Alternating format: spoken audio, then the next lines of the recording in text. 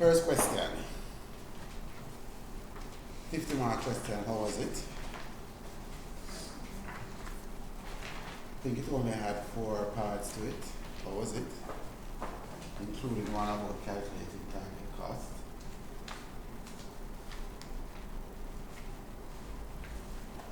One page of reading as far as the right, then you get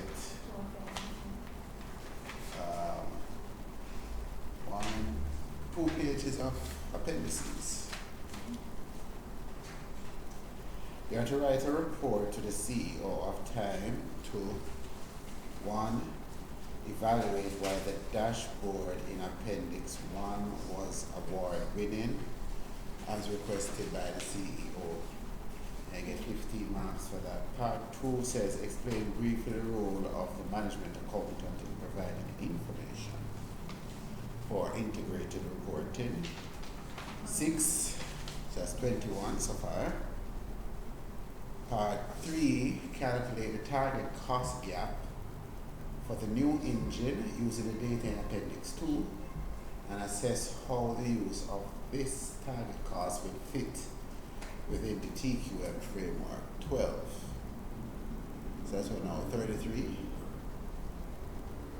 And then last one, categorize and calculate the cost of quality at time given in Appendix 3.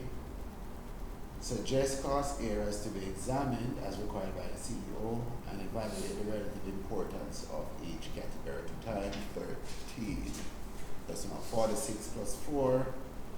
Professional marks will be awarded for the format, style, and structure of the discussion of your answer. 50 marks in total. Alright? So what were the things that, let's start at the first one. Well, we know as you're writing a report and you're getting your 4 professional marks for format. So you have to put a little heading at the top and tell us it's a report and it's going to the CEO, right? And it's coming from you and you're going to give us a little introduction, right? I can give us a summary at the end. Alright? You're going to use subheadings as appropriate. So you must not be writing things just straight like that. Even though it's a report, please still indicate what part of the question you are answering. Alright? So normally in the report we'll put an I and II, but for the exam I have to put it because the marker needs to know which part of the question you're answering. Alright, so please denote it so that the marker can identify your answers. Alright, so the first thing, look at that magic word, evaluate. Why the dashboard in Appendix 1 was award winning as requested by the CEO. What exactly did the CEO say? He said that the CEO is the information given to the board for strategic decision making in both the planning and controlling of the business. The government has encouraged people to share information, blah, blah, blah. The winner of the engineering sector has produced a sample dashboard template with dummy figures for an annual review, and this is given in Appendix 1. The CEO realized that the winner had a very similar overall objective and strategies to time, and wants to know what it is about this dashboard that helped it win the award. So she does not want a new dashboard for time at this stage, but there may be some useful, specific comments to be made about the contents of the dashboard given time's recent problems. And our recent problems were highlighted in the second paragraph. Alright?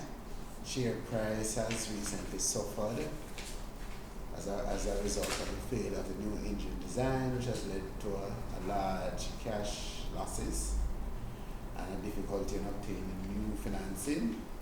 There has also been bribery scandal involving a senior manager and one of its key customers.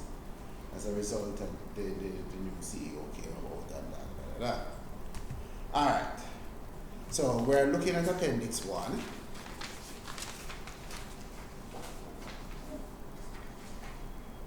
What are you looking at Appendix 1 for? Appendix 1.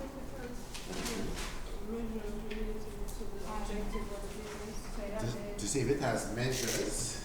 You can tie to the overall objective.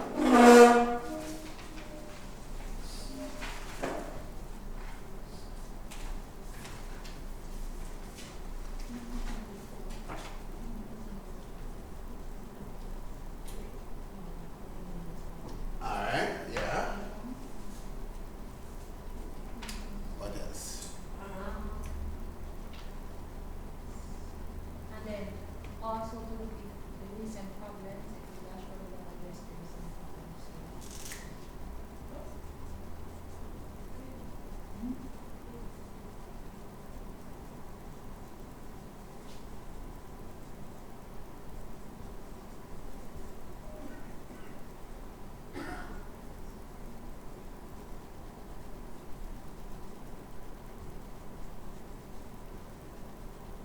Uh-huh.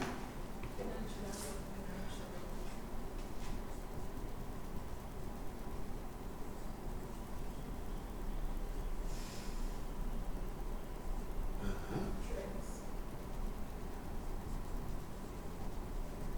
Uh-huh. Sir, I have one more. Okay. It's kind of. I was just looking the fifth one. Okay. What's that? Why I think it's award winning. Mm-hmm. I have put that it addresses the environmental impact. I was just looking at this one. I couldn't find another one. Okay. Addresses the environmental. Measure. Okay. Alright, so before you make up that one, look at the case.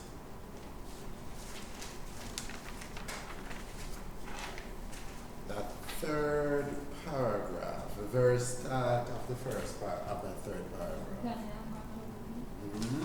so the budget thing will be That there. must be in there. Oh, It's in the case. sorry, Yeah. trends and budget, sorry. Oh. Trends and, sorry, So I wouldn't even put trends and budget. I Oh, you would put it separate? planning. Trend, yeah, planning and control. Yeah. Okay, And the reason why I'm putting that is because that is in the case. Yeah. okay. Yeah. I had Alright, budgeted that which one. means that the CEO wants to know this specifically. That's why it's in the case. Okay. He also gonna- Does the Dashboard. dashboard Achieve. address this? Yeah. Planning means is it future oriented? Control mean stuff like variance analysis. So our budget. Well, let's just tell what we see Alright. So I would put this specific. Yeah. Control mean are you meeting the targets? It's, they said they reference to the system at the operational level, which monitor adherence to plan. Right. So control measures, as Deborah put it, adherence to plans. Plan mean are you looking at the future? So I'm going to look for that. I'm going to look for, which could probably be covered in this, but instead of making up stuff, I'd look for, if you look at it short term, Versus long term. you can pick up that one there. Short term versus long term. Nobody mentioned this.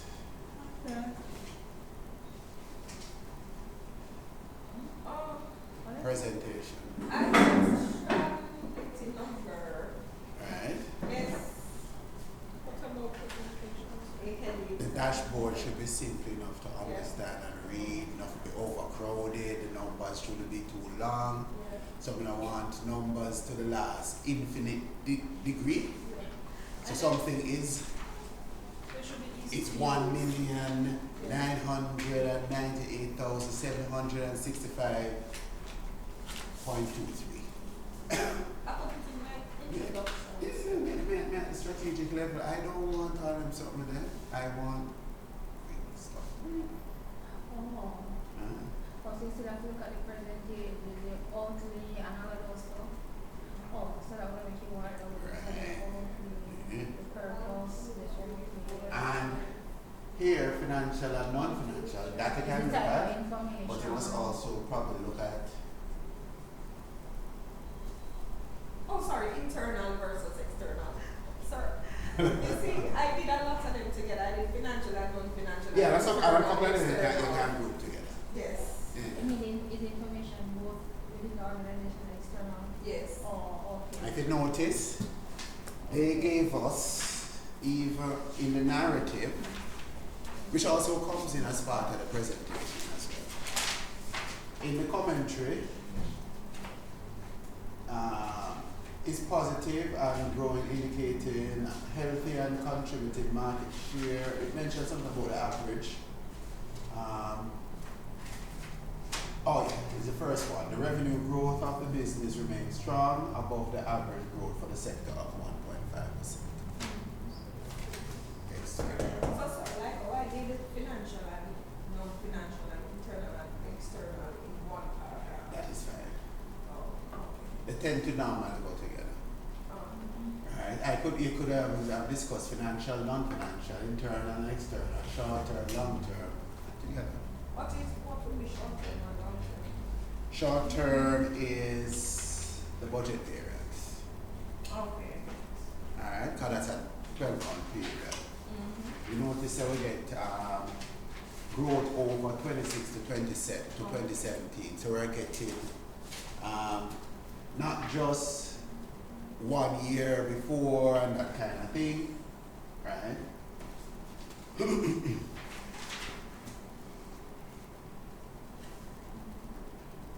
Planning, in terms of planning, you notice here, you see future stuff, you see the budget for 2018, future stuff. Short term versus long term.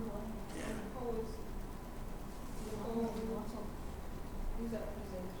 Alright, one of the things, for example, look at the financial stuff there.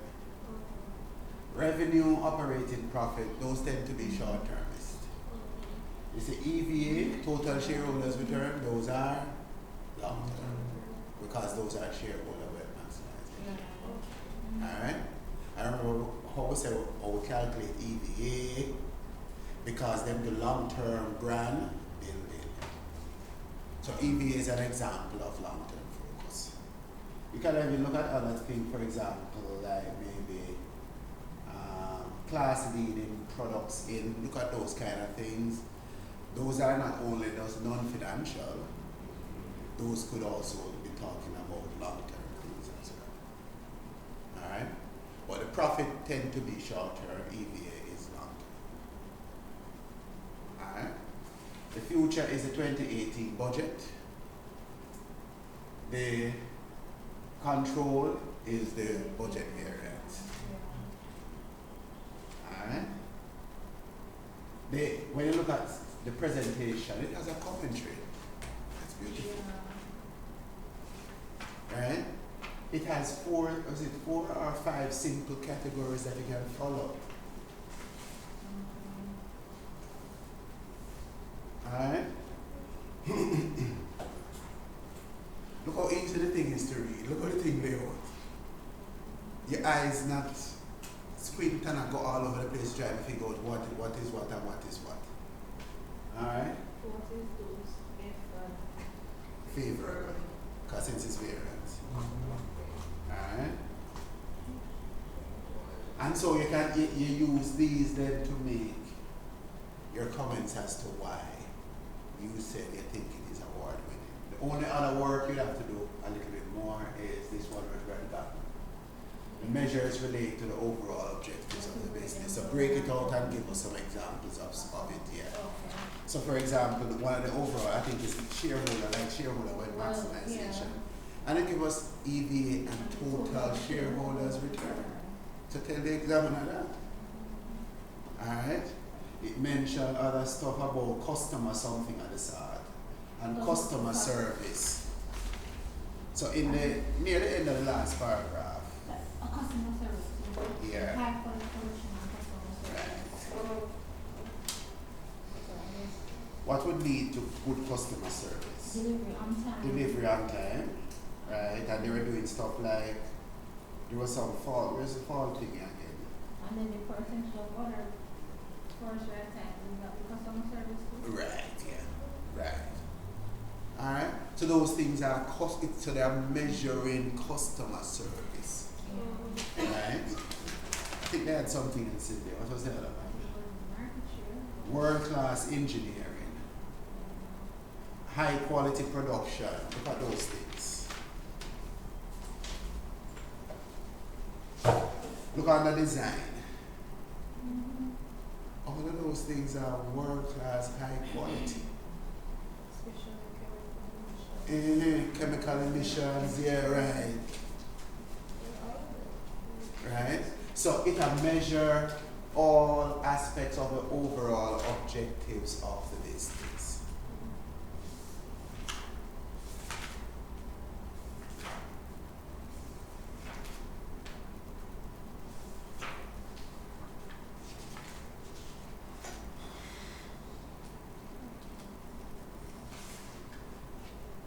So guess what? These are some basic things we know when we are evaluating dashboards, reports, metrics, as long as it's related to performance and performance measures, we know these are some basic stuff. The very first one you always start with, and in class notes 9, that's the very first one we put up there.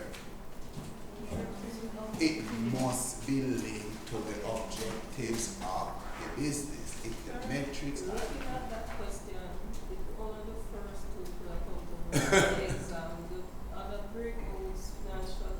I wouldn't have thought that. and then to go back to guide you again, here's why we mentioned. What is the question we need to be looking at?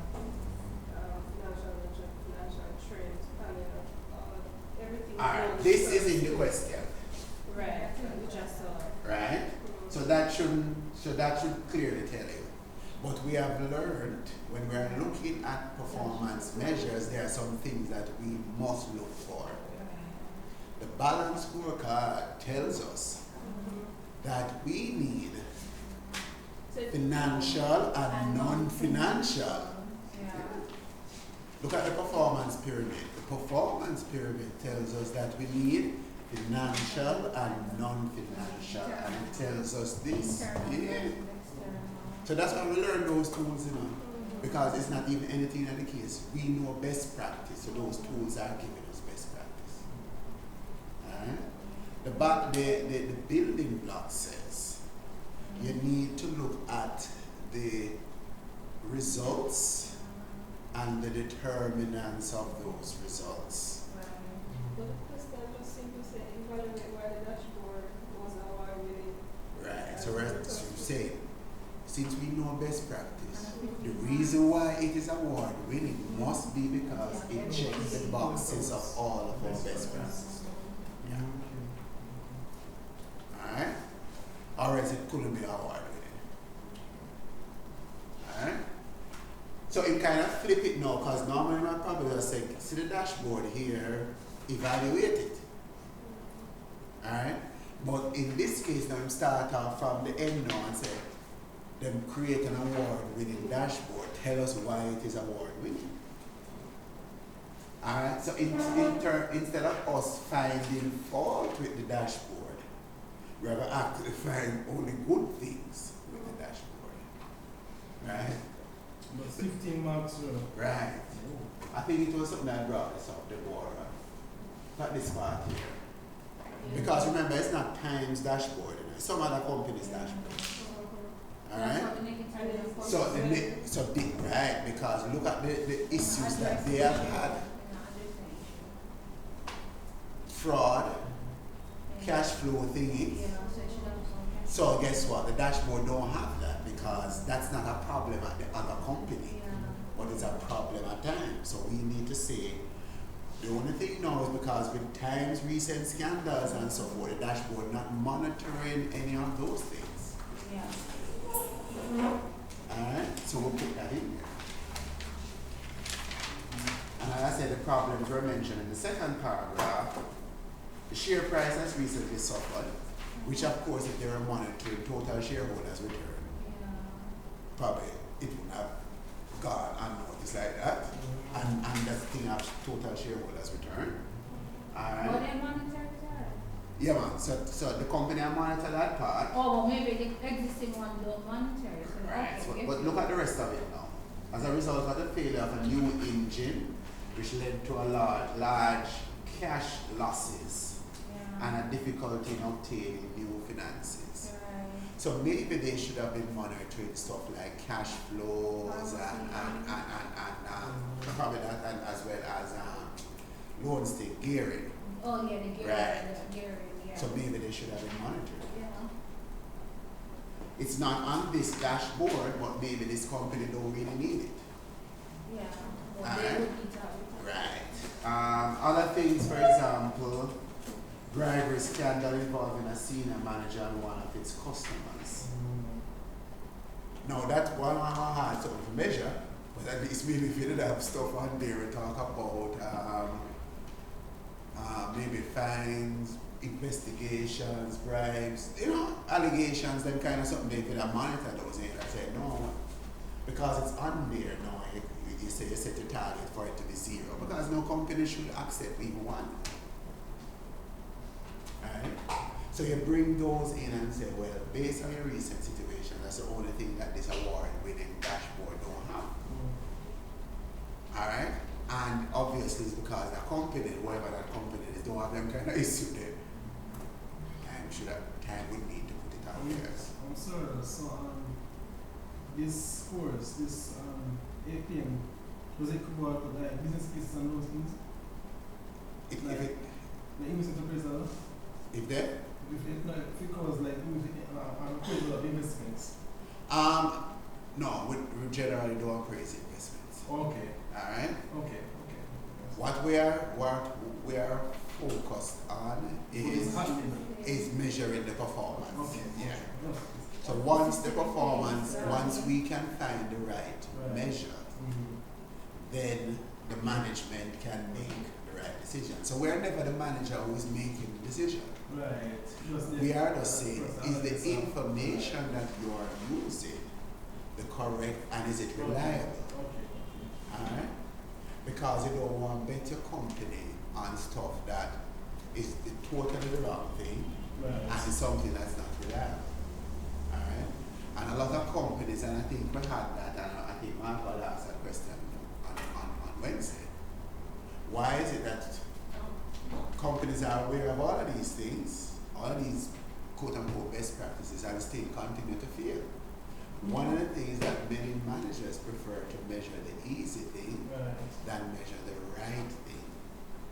And I think we companies in our whole, they focus a lot on financial information. And they don't financial. And then look at what determines the financial information. Right, because I've been doing various reports for the last 4 to 5 years. And since this year, they added a new report that include like non-financial things, like absenteeism and all. Right. Just this year. Yeah. Right. It's all about money. Right. And the people are happy. Yeah. People in the company make their hand happy. It's the company that make money. And the parents, the budget are all up. Right. Everybody good. Because like the unit I worked last at NCP, we were a service desk. Right. So we were looking at stuff because it's not financial. Yeah, we have budget, yes, and blah, blah, blah, blah, but they're not financial really. So we're looking at the issues, how fast we resolve the issues, how long the issues outstanding, blah, blah, blah, blah, blah. But we don't look at things like absenteeism. Right. And I try to squeeze it into the report because it's like one day I'm doing it and I'm saying, you never said, we're not looking at what's causing these kind of things. Yeah. So I try to put it in there, and I remember my boss asked me what that have to do with anything. Yeah. And I'm saying, but think about it, if people keep missing from work, Right, something's wrong. is it going to have an effect on the output? They're always to miss for the critical time. Exactly. They don't say a month and say Exactly. last, they will look 3 people at the panel. Right. But a lot of persons tend not to look at what determines the results. They only look at the results. There's one thing, for example, we didn't maintain, particularly printers. The computers, yes, I'd say, but printers in terms of a lot of the branches, your granting loans and that kind of thing there, you need to print agreements, persons to sign, blah, blah, blah, blah, blah, blah, right? And so branches were affected by non-working printers, right? And what we noticed with the suppliers, or at least what I noticed with the suppliers, that suppliers were taking a long time, because we had outsourced that aspect of it, they were taking a long time to effect repairs. So sometimes the branch managers would call me, and then I would call the person who managed that outsource arrangement and say, what's the story? And after doing it for many, many, many months, I started, seriously, what is going on? Why are these suppliers taking so long? Why we don't go to the different suppliers? Just say, shh, we take it out, we pay the people. So if they promise to go somewhere, and one time she had spoken to them and then they told her that they're going there Tuesday. So me tell the branch manager now, say, they're coming there Tuesday, don't worry about it. The Tuesday now, she called me, not even the Tuesday, the Wednesday, because she waited the whole day the Tuesday.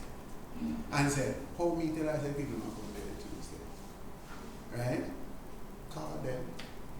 Them said, NCB want to know what the money, we'll get them an invoice. And another customer, who if they go to that customer will pay. And then have payroll to meet. Yeah. So then go to that one. NCB owe them millions upon millions of dollars and it's going to pay them.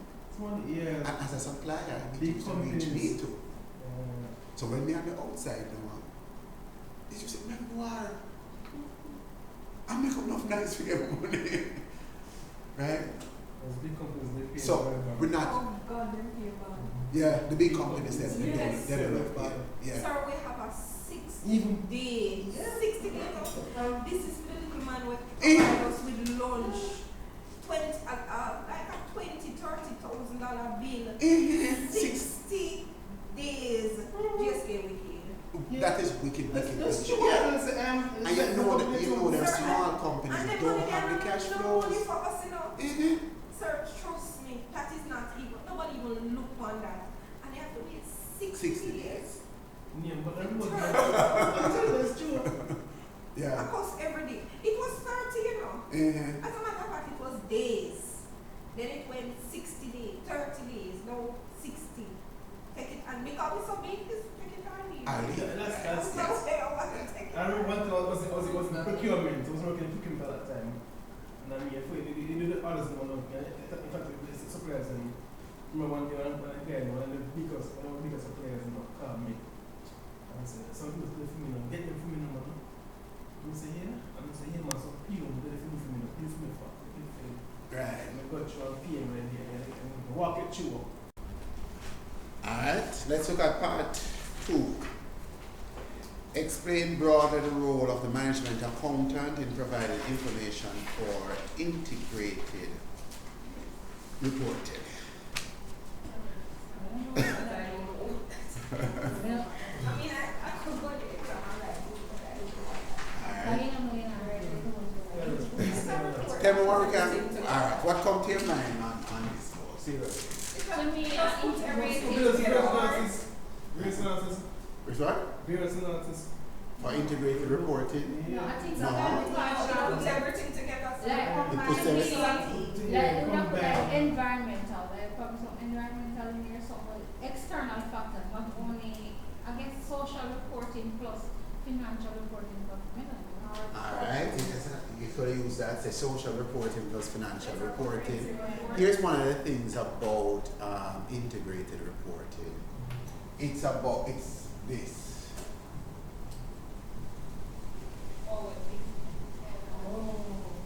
Alright?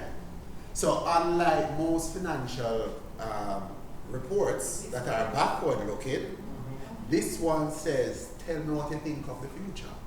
What are going to be the opportunities and how do you grab them? Yeah, you can also look at threats, what we're going to do to minimize them. Alright? So whenever the examiner asks you the general question about this, talk about this part of it. Say it's forward looking, it's about how the company going to deal with any opportunities and threat it is now facing. Alright? And it focuses on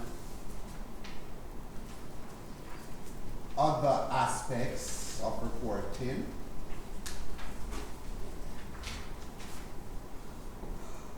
So not just the financial. Which chapter, what class one is that, sir? Can't tell that top of it, off the top of my head. But we don't need to go into any more too much detail. As mentioned, of course, which are covered under the 6 capitals. Yeah. Right, the social, the relation, right. The natural, which is the environmental part, the manufactured capital, right? Intellectual, which of course is relevant to something there. So this is a general thing. So you can always have this in there and this in there. Relate it now to the management accountant. Alright? It means therefore that the management accountant and the systems that the management accountant uses will have to be able to capture information on these other areas. Alright?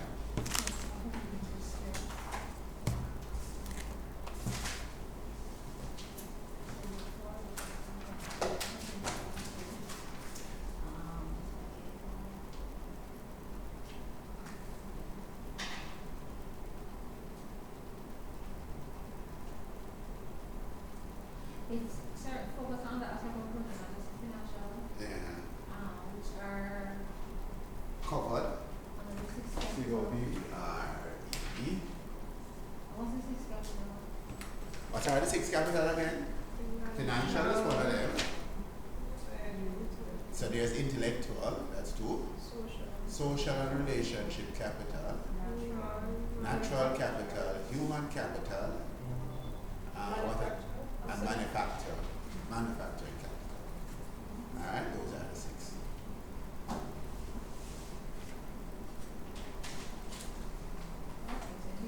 And the examiner didn't necessarily need to list out all 6.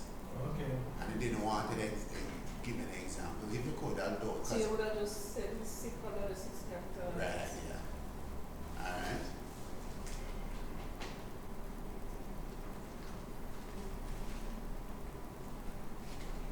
So this was just a little basic question, a little blah question. You probably don't need anything more than that. Oh, really? Okay. And so when everybody stop right, I'm just going to read the examiner's answer, which was 4 lines. What? Really? 1, 2, 3, 4, 5 lines. Oh. 6 months? Yep. Not sentences in lines. I'm not there. I'll give you Mhm. Take a idiots. Not even 6 lines. Alright. So everybody finish right, I'll read it to you here. Because sometimes I think you don't believe that you don't need to write so much.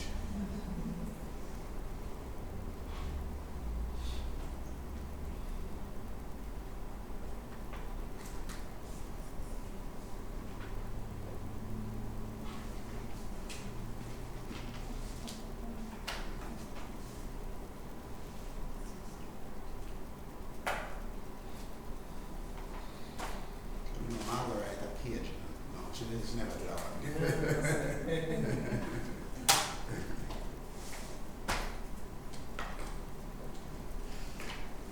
Alright, here's what I'm right now. And I kid you not that this is the answer he gave. There is no standard format for integrated reporting. Okay. One sentence that. Alright, and it's true, there is no standard format. Alright? However, there are changes in focus, you mentioned the word focus, and that's a nice thing, I think about it, yeah. On the company's reporting, which will require the input of the management accountants of that business. Alright? So the only thing you really link to the management account is that there's a change in focus, which means the management account will have a change in focus. Alright? That's the second sentence and the second line. Integrated reporting has a focus on opportunities and risk. You see opportunities and threats. How resources are allocated and performance, both recent, historic, and expected in the future. Alright? So that's the third sentence. There are 6 capitals involved in value creation, including the traditional, tangible, and financial assets, but also including human, intellectual, environmental, and social assets. 4 sentences. That's it? That's it. Whoa.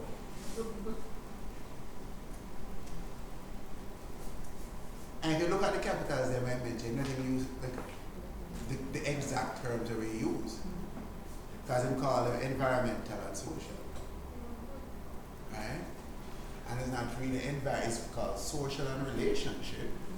And one is called natural capital. So we don't actually call it environmental, we call it natural. But it does say environmental, which means if you call it environmental or remember the exact terminologies, you still like them up. 4 sentences. And it is as generic as can be. It had nothing to do with time. And management accountant, the phrase was mentioned once in there.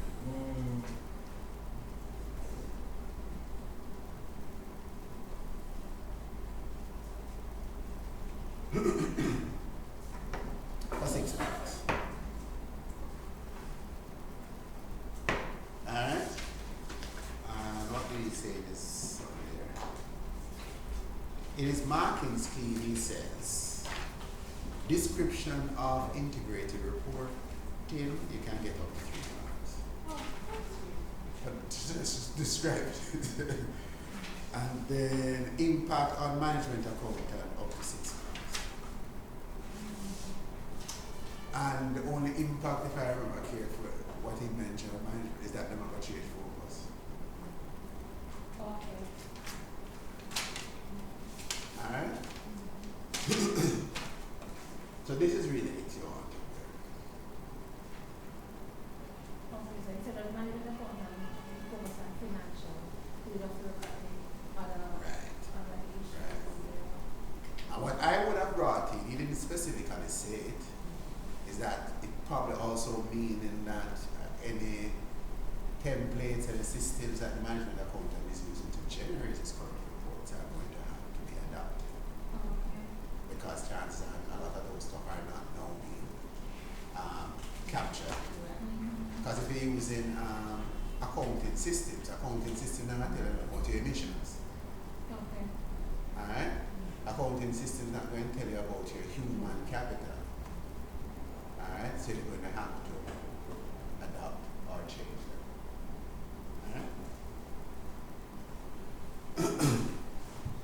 Alright? Alright. Questions? So I suspect you should have been able to get marks there. Probably the only things that you'll probably end up writing too much. Okay, you'll probably feel that you need to write more. Alright? But you should be able to. And just don't, generally speaking, we will hardly ever ask you to go into the details of the various capitals. Okay. Alright? And here's one other thing about APM from day one, before there was ever integrated reporting. APM says, pay attention to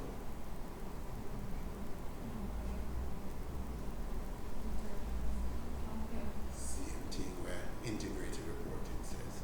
So APM did not do integrated reporting long before it became fashionable. Alright? Alright. What about this third part? Calculate the target cost gap for the new engine using the data in Appendix 2 and assess how the use of this target cost will fit within the PQ now he wants us to, as after we do the calculation and blah blah blah, link it to total quality management. Alright, so and this was for about 12 months. So let's start at the beginning. How do we get to the cost gap? Alright, so which means that we have to calculate the target cost. Yeah. Alright. So yeah, so we get what's the selling price now? 2.5. So the selling price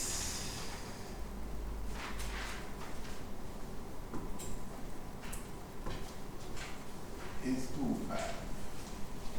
Alright, what are we with this 2.5 now? Right, to take out our margin, yeah. So take out our required margin, which is 15% of this, which is what? 375. 375, okay. So that now gives us a target cost of 2125. 2125. Alright, that's our target cost. Alright. Now we'll work out the estimated cost. So the target cost, refreshment that, sir. Alright.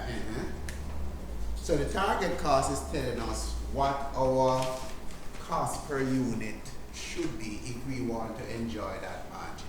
Oh, So when we look at our cost based on the design, the initial design that we come up with, we're going to figure out to see if based on that design, we are going to meet our target cost.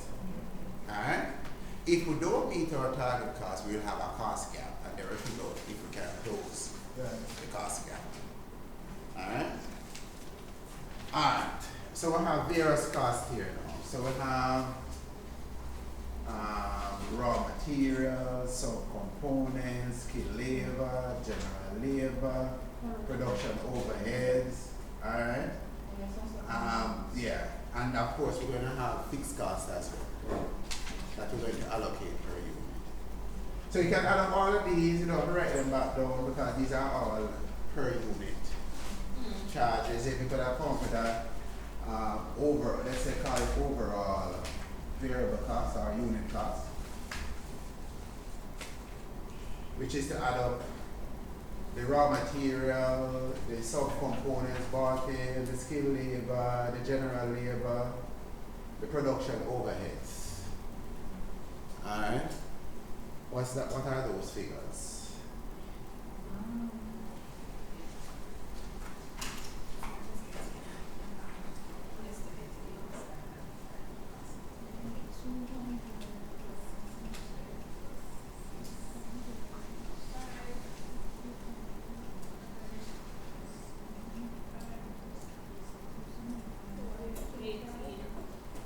$18? $18.25, yeah. Alright. But we have some other things to put in there. It's in the notes there. Design and development.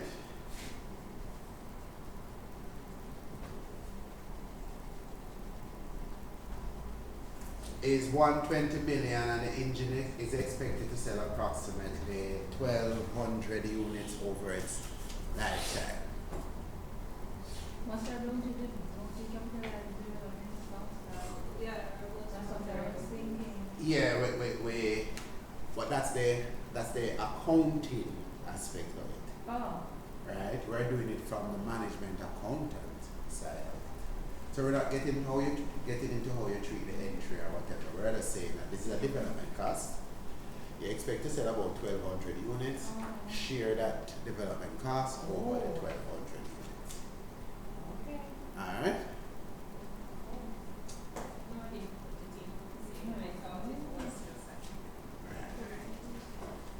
So what do we have now if we were to divide that? 100. Is there any other cost that we have? The selling and marketing cost. Number 2, the sales and marketing costs are expected to be approximately 20% of it. 500. And sales.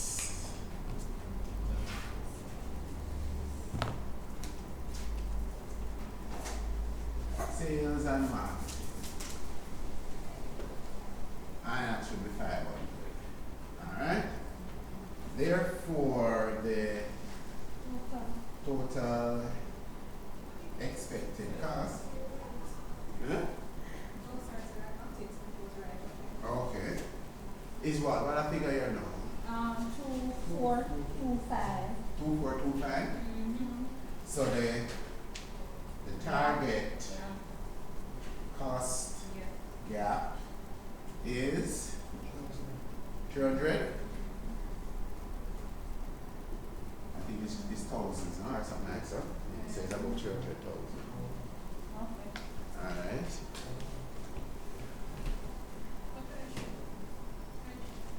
I should have known that the estimated cost was really high. But then they would have to ask for. Oh, for close the cost gap? Yes. Yeah. Take the answer they were not.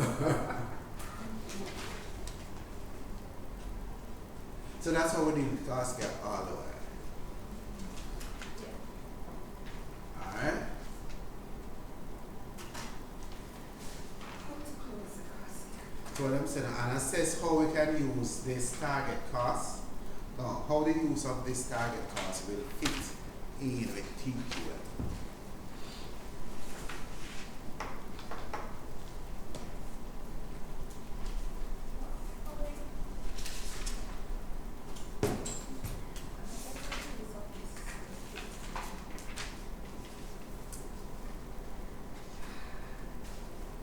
You see, one of the things you can do in terms of answering the question, instead of getting straight to TQM, you can tell the examiner basically what you did.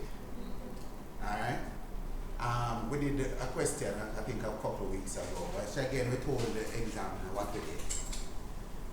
Oh, using Come with a competitive selling price, take out your margin, work out your estimates, see the difference, and then you can come up with ideas on how you can close the cost gap.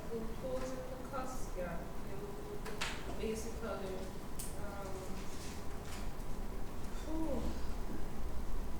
be making probably a process more efficient or. Right. This is how you bring TQM now. Right. Right, yeah. So having given the marker, just a quick brief description of the steps, because you never particularly ask you for the steps. But you can still put it in there. I'm expecting you to put it in there. But be very brief with it. Just say you start out with, because remember that selling price up there is what you believe you can compete in the market with. Right, that's a competence price. Right, so you come up with a competitive pricing, you subtract your margin from it to come up with the target cost. Based on the design, you come up with your estimated cost. Alright? Where the estimated cost is greater than the target cost, you now have a cost gap. Alright? And then now you work out how you can close that cost gap. And this is where TQM, and I just follow it from there now and say, this is where TQM could come in. Got to reduce that gap, you have to Right. cut out certain. Because relevant TQM costs. is about, stuff like getting it right the first time, doing continuous improvement, yeah, right? And so it aims at greater efficiencies. And so you can then use that now. And of course, continuous improvements happen over a period of time and that kind of thing, right? And it don't have to be any significant one-off improvements, right? And since it's 300,000, it's probably, I look at it and probably say it's probably not even anything big you really have to necessarily change. So maybe TQM continuous improvement can work to reduce that cost. Probably like overtime, Yeah, probably stuff like that, yeah. work whatever I. Right. Maybe it's just that they're not paid, the numbers that they come up with not, it's kind of based on the idea that they keep thinking and they're going to keep doing over the work or that kind of thing. And probably you don't have to keep doing over the work. Maybe you can get it right the first time. Alright? So this is how you bring in TQM, and that's why I would suggest that you explain briefly to the examiner how you get to the target cost gap.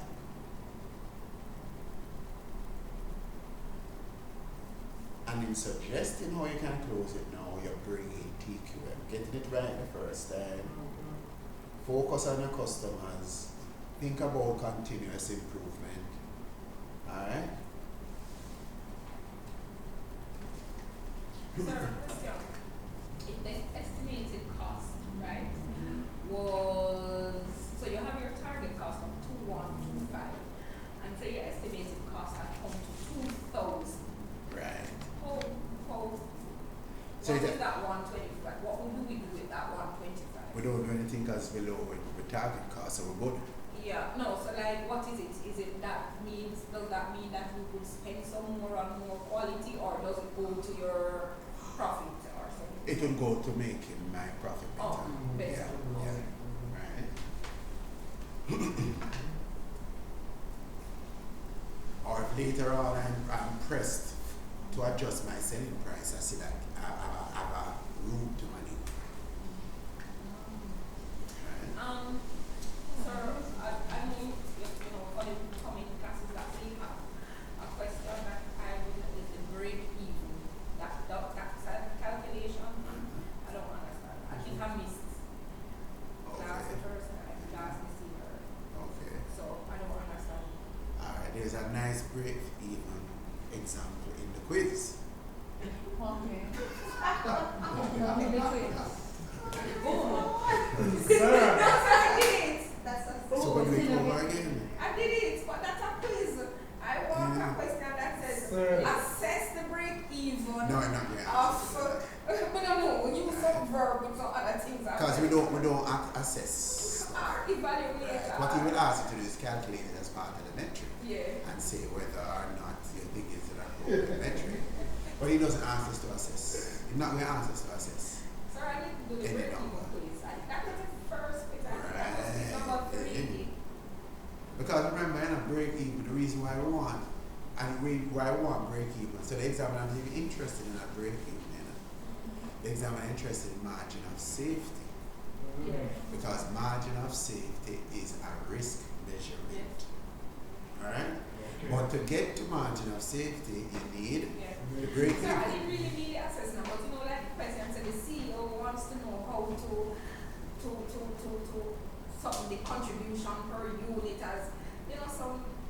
And contribution per unit, I use it in the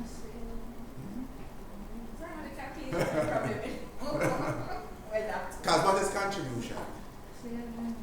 The salesman is every variable cost, yeah. And based on that now, if they gave you total sales and total variable cost, you'll get total contribution. If you divide that now by the number of units, you can get the contribution per unit. Alright? Now, if you have the contribution per unit, and you know what your fixed costs are, remember your fixed costs are total, because the fixed costs are not contribution per unit. Alright? So that's why we split the fixed cost there. So to get break even, what all that break even is saying how many units will I need to sell to cover my fixed costs. Alright? So then I take my total fixed cost and divide it by the contribution per unit. And that will tell me how many units I will need to sell to quote unquote break even. Alright? Then now when I have my break even number of units, alright, I'm gonna have that and take it away from my actual number of units and divide it by my actual number of units, and I will get my margin of safety. Which is just saying how many units can it fall by, or the percentage it can fall by before we start work. Alright?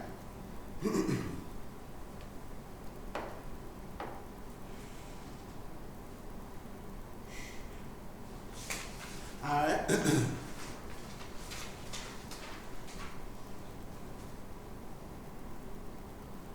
Alright, anything else on this? Questions? Concerns? What came to your head? Why you never feel like you could have answered a question here?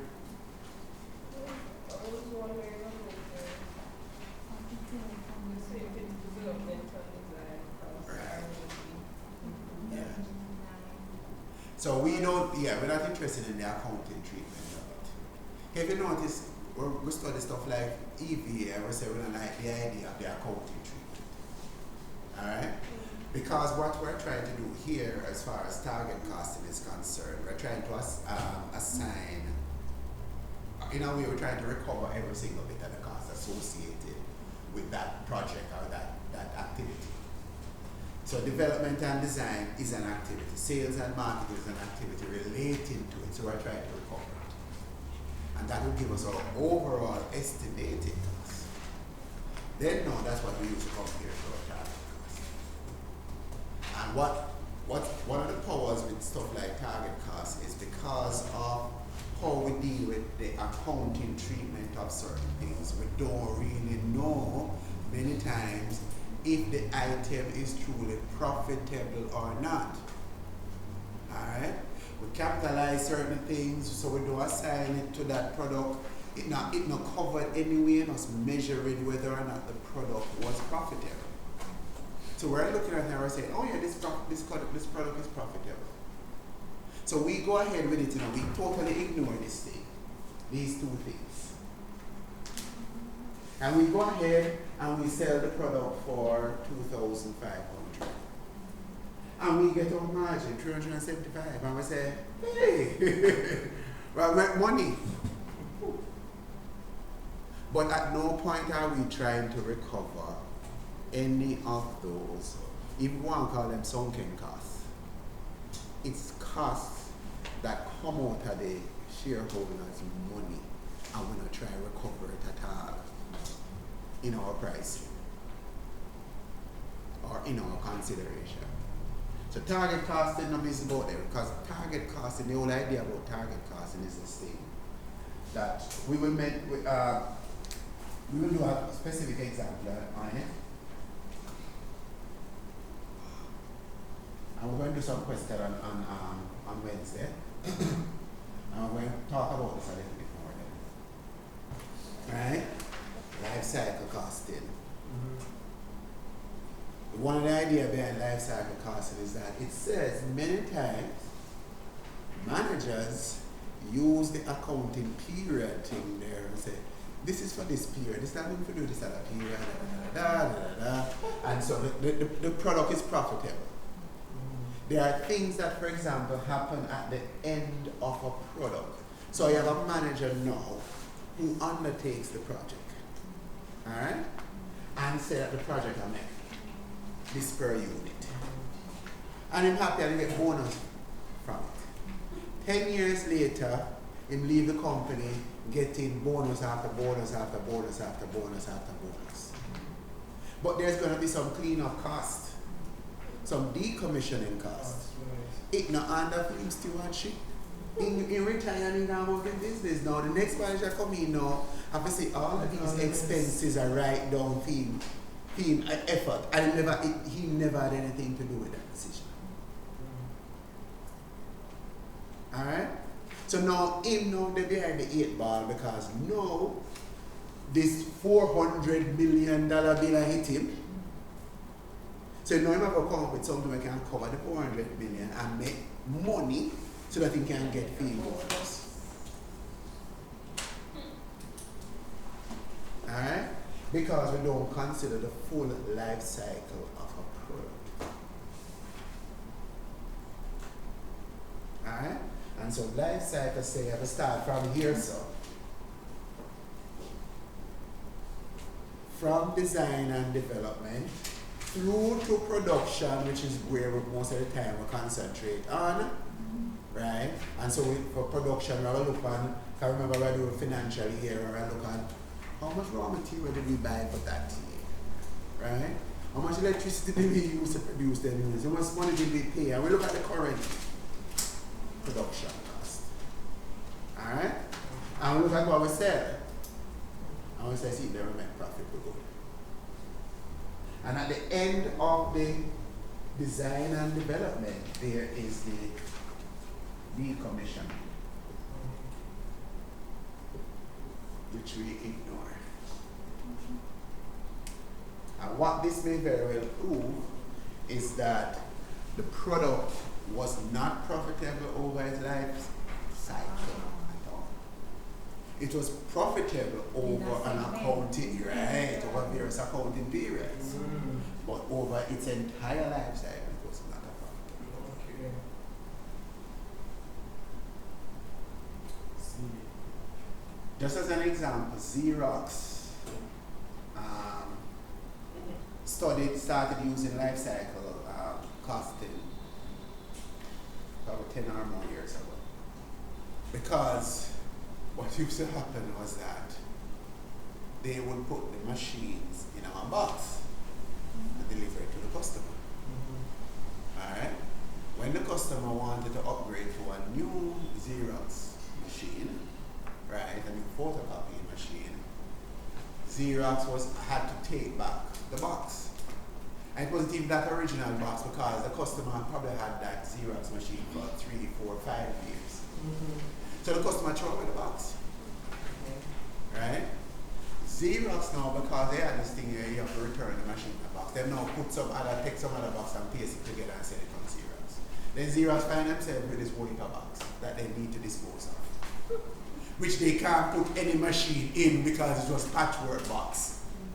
Okay. Right? And of course, their designs change. And Xerox was finding themselves, guys, and you would have never believed that figure here. It was something like $400 million worth of boxes to dispose of. Really? Yeah. Toyota Jamaica will have that problem. Because them put back all the parts every year that the vehicle in service. Okay. What those stewards do. Yeah, you know? Stewards do that. Yeah. All the whole of this food. Right, yeah. Stewards the book. No. They don't give it? No. Okay. That's the best way to put it back. Well, they try something that. Like if they this change part the they parts, already- this part or whatever, then you put it back in your vehicle. No, sir, Toyota no. Jamaica. Okay. ATL do it, but not. Yeah. I Stewards. don't recall she was doing it. Yeah, do that. Me that if you see me shot it go. I don't recall she was That's doing why it. listen, there's one time I think we did see it, but sometimes we didn't see it. Oh, so you're saying that Toyota Jamaica did that as a way to Yeah. get rid of? Yeah. Hold them on. No, what you do is transit that and change it now first. Right. I'm sure. Yeah. And I remember the ATL one time, you know, I went to ATL without brakes, man. They are alright, you can work with it. And man, drive home in the evening, and me was I'm going to say, no, Jamaica, I say, it's make my question, come and say it. I went back to myself, no, this is what is happening here, sir. Yeah. And I said, boy, I don't know what happened is no occupant, something went wrong, and blah, blah, blah. They just didn't change it. It's all that thief. Yeah, man. But Xerox stopped with the web box thing and they can arrange for their purses. Because sometimes the concern was that the machine would be, you know, a jerk about to go and base and whatever. And change them something and save 400 million. Wow. Right? So when we talk about these things, it's because companies out there tried it and realized that it was costing them money and nobody was paying attention, but nobody knew. Yeah, it was, I guess it's a small cost per unit for the transit. Right. So you're not right. So you were not observing incremental. So it not hit you with no one big thing. Right. Right? So similarly, we're saying, and as I said in class notes table, we'll do a question related to it. To say this idea of life cycle costing. Alright? And of course the idea is that it links to this environmental story as well. Alright?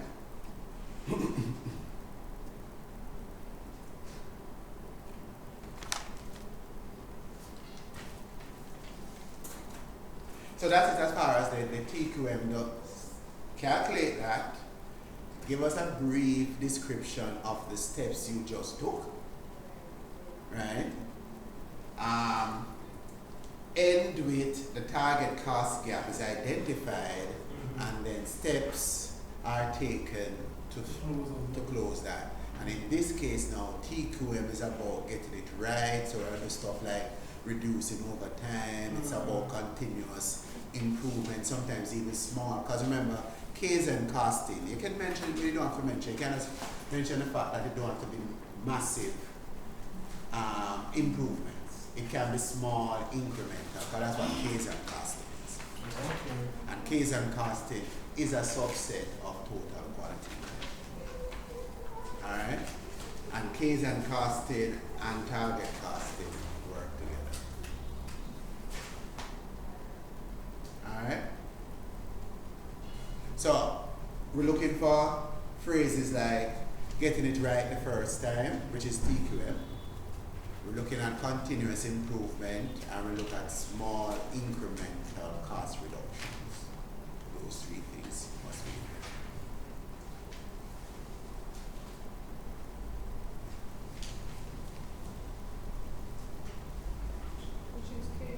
Which is the case in here. Alright? And remember, Kaizen is a part of TQ. Alright?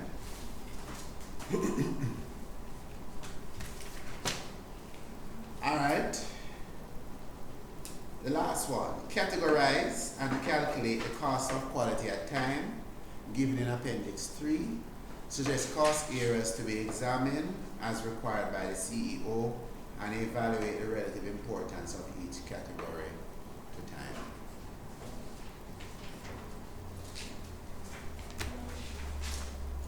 Alright, so let's see Appendix 3. Quality costs identified in the current year. So this is what the examiner loves to give you to do for quality costs. You've got to remember the categories and then identify the items that belong. Alright? And then given the items here, think of any other items that could have been included but were not included. Okay. Alright? So in a nutshell, in this paper, is that all the same the question you have to address? You address things that should be there for us. Right, yeah. And then he asked us here, he said it here anyway, he said, evaluate the relative, suggest cost areas to be examined as required by the CEO. CEO herself says, she needs to know the cost of each of the 4 categories of quality costs. So already I dropped the hints at 4 categories we want. Alright? And I want to know the cost of each of the 4 categories. She has gathered data in Appendix 3 for this exercise. She is happy that she has identified that prevention costs are complete, but is worried that some of the possible costs for the other 3 categories are missing and needs suggestion of cost areas to be examined to identify these missing items. So she's of the belief that for the other categories there are some missing items. Alright? And she has given you a hint of one of the categories of cost already. She tell you prevention. Alright? So she gave you 1 out of the 4. So you need to go in there and find prevention costs, and out of the other 3 categories, look if there are some other items to be added. Finally, she needs advice on the relative importance to time of each of the 4 categories. What importance are the 4 categories anyway? Why are we breaking it down into those 4 categories? What is supposed to tell the CEO? Alright? Is that efficiency too? Well, the idea behind quality costs in general is that we want to know how much money we're spending on quality costs. If you're spending too little bit on it, it probably means you're not focused heavily on quality. And if you're an engine thingy-majiggy, we expect you to spend time on quality. But what I will tell you though, when you break it down to 4, is where you're spending the money and if the right areas are getting the correct focus. Alright? So firstly, what are the 4 categories of cost? Prevention, appraisal, Internal, right, and external failure costs. Alright? So there are 2 failure costs and there are 2 what we call more what's the word I want again? Where discretionary costs, right? Yeah. All right. So which class now, sir? 8. 8. Page 82. Page 82. All right. All right. So let's look at each. What are prevention costs? And prevention costs are things that affects from the early the design and the production stage. All right. So which items in here is on there? 1, 2, 3, 4, 5, 6, 7. Which one of these 7 items will we put under prevention costs? Performance testing. Some components. And final assembly. Yeah. The performance testing will be preventive. The performance testing subcomponents, right? Yes. Yeah. Performance testing subcomponents from suppliers. Mm-hmm. What is appraisal? Great stuff. Cost incurred to ensure products meet required For quality standards. So that's anything that makes finish. yeah. So You have to do it in finish. Just whatever cost. Of products. so alright. So if we look at give me an example, a general example of what is under appraisal. Is what? That is under appraisal. In here? No man, no, just a general one. Inspection. Inspection. Mm-hmm. Alright? Testing Right. tend to be part of the appraisal process. So these two Alright. performance testing. So this So is stuff to do appraisal. with performance testing are generally regarded as appraisal. Appraisal. Right. Alright. Alright. Oh. Training though is getting ahead of the game. Right. Yeah. So that is part of prevention. Oh, okay. Alright? So you'll be proactive. Yeah.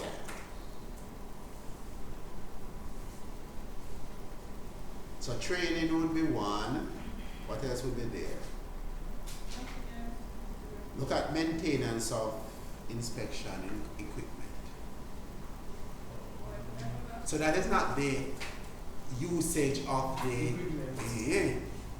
Equipment. so you make sure it will work, you prevent it from breaking down. So when it inspect properly. Right. So maintenance of the inspection equipment would be prevention. Alright? If they're giving you usage of the inspection equipment, then that would be appraisal. Alright? Is there anything else you have for prevention? Look at the notes. Higher quality material. Uh-huh.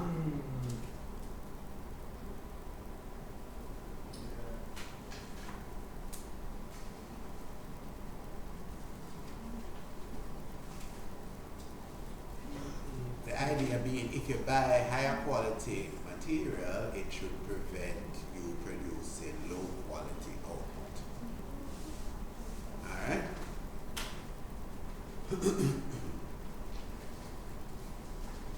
Alright, so what's the figure you get for prevention?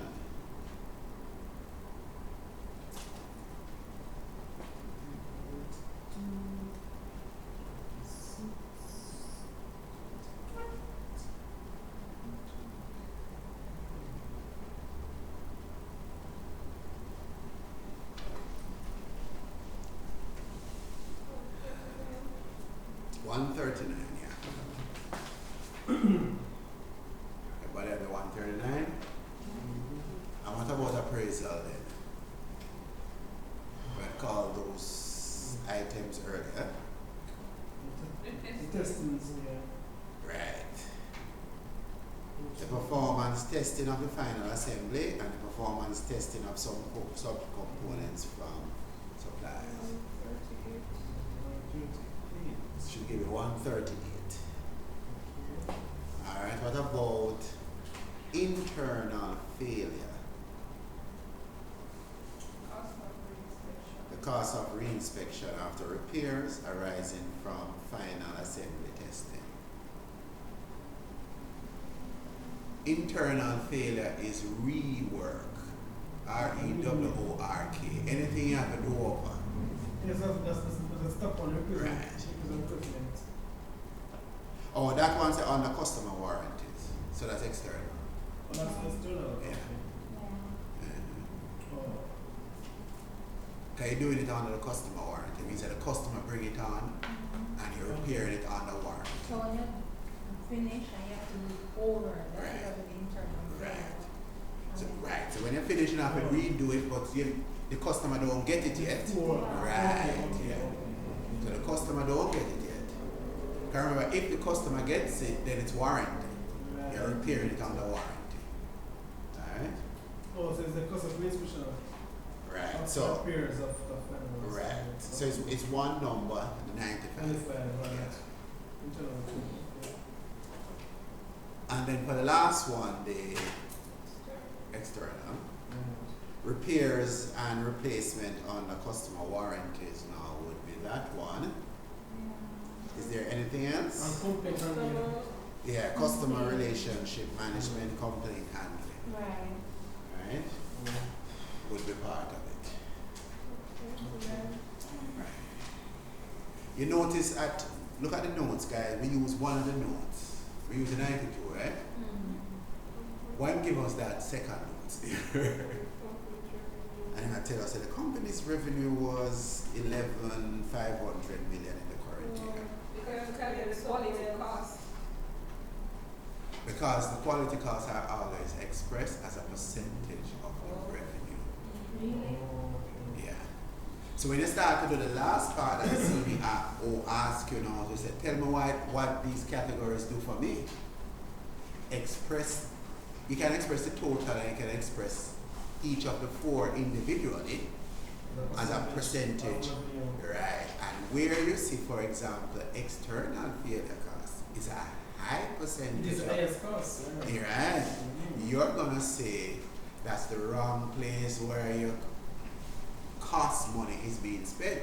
Right. If you spend more at the prevention area, it Right. should reduce your external failure. There's a concern right now. Right. And you're gonna make the point that listen, you really want to know why you want to know about, for example, the external failure cost. You want to know how much of your revenue that eat out. And you can't be satisfied with that percentage of your revenue that's going on like that. So you can work out that 279 as a percentage of their revenue and tell them what percentage that is. Oh, so that is only the external must put it? No man, you can do all of them, but You can do I just do the external now to make the point. Oh, You can do it in different buckets, and then You do it, can do the it. highest bucket is the external one, which is right.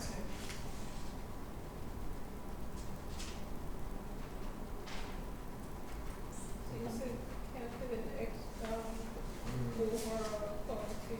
Yeah, so you can do the overall, you can do all four of them. So then that'll give you about 5 little things you work out and can write about.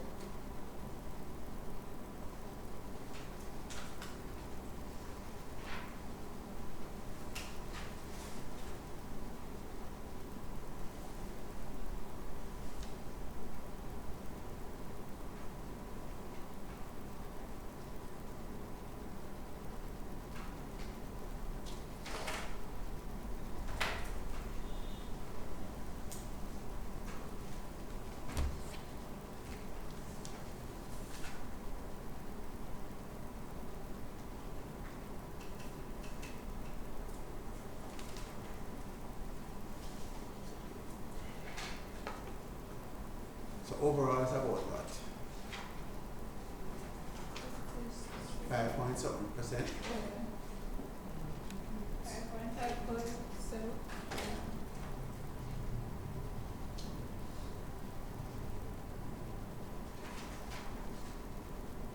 Which seems low, by the way, for an organization that say to push quality management.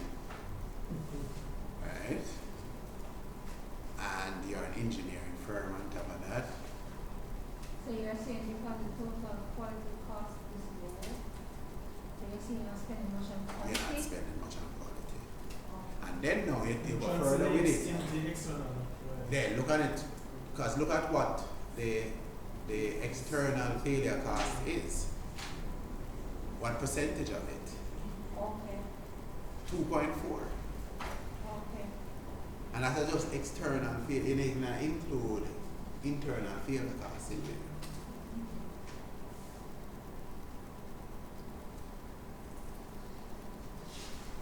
Which suggests that you're not spending enough money on prevention. Yeah. Because according to APM and all of that, the quality cost should be negative to be. Your failure should be zero to zero. Zero. Right, yeah. And I guess it out of the entire quality costs, the external one is 43% of it. So the majority of the quality costs is really on The majority of the quality cost is the customers that are discovering. Right. Yeah. Right. Right? Our, that's a nice word, is reactive. Right? Which is not good for any company's business. Because I mean that you're a bad name. Right. Name is in And probably that's what caused them problem over the, I think it was the second paragraph, the scandal. There was the share price. which led to a failure of a new engine. Right. Which meant that your customers then could discover it. Yeah. So the other day with the Boeing, when the plane crash, now I mean the shares just plummeting. I'm going to take a while to recover from that one day, you know. Long while. It'll take a very long while and it'll cost them money. Oh, then they have some reserves, so like some good big old reserve full of. Why port? Because your next generation of planes, we should have bringing all this new money for you. Yeah. Nobody not buy it. You know, you use it. Yes. And And you spend all of them money, then look at all and sit there, all of them money over there, so where you spend money. But it's not bad because everybody else afraid to try. Yeah. Travel on There is. Because that's one of the first things I remember when I came out and they said, I have to go find out what kind of plane if I travel, what it depends because I now go on one day. Right? Yeah. Because you're not taking no chance. I don't know if it's going to crash with me or not, but we're not going back.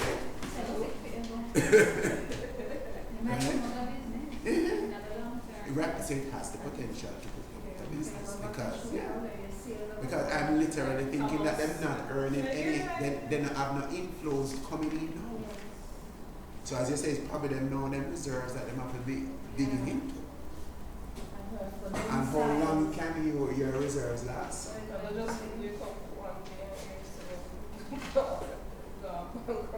And they were, and the funny thing with the store, there was a recent stuff I think last week that said they were thinking that they could get the plane out, but then they discovered there was something.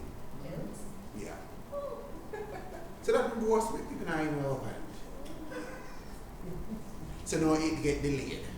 Because the whole implication is like an airline go buy the plane and no one something happen with a lawsuit. The airline was so far. Yeah. I'm not going to take one of them. So that's the idea behind this, why we push this thing called the quality cost and the various categories. Right? The internal failure cost is literally just a waste of money. You shouldn't be doing the rework at all. That's literally a waste of money. And therefore, you need to monitor that so that because you want to reduce that to nil. That not nothing to do with total quality management at all. Because you should have gotten it right the first time. Where rework for. Right? And as much as we understand why companies do appraisal is not the best place to spend your money. So we're not saying why put appraisal, but appraisal is not the best place to spend your money either. We definitely say wipe out internal failure costs and if possible wipe out external failure costs too. Right? But we're not saying wipe out appraisal. the nature of many businesses, them still need it. It's just that appraisal happens after the fact. And so look at the amount of money you spend on training. And It's the lowest. training is the lowest, so maybe you ought to be spending more money on the training to get the design and the production right, so that you don't have so much internal and external failures. That's why she needs to know the categories. She needs to know where she needs to spend her money so that she can stop having to spend money somewhere else. Yeah. That's going to damage your company's reputation anyway, which is what is happening to them now. Alright? So use the percentages to back up your points. You could have written with all the percentage, but the examiner will say, I give you the number and I think you give me 1%, come on. Yeah?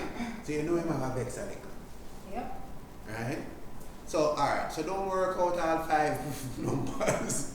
But work out like say, find the highest, something like that.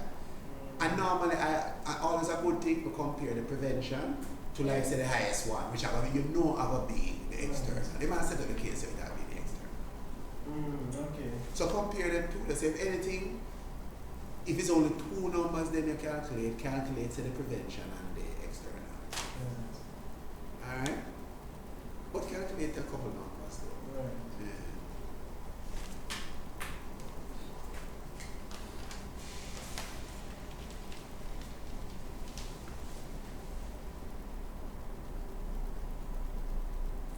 Alright.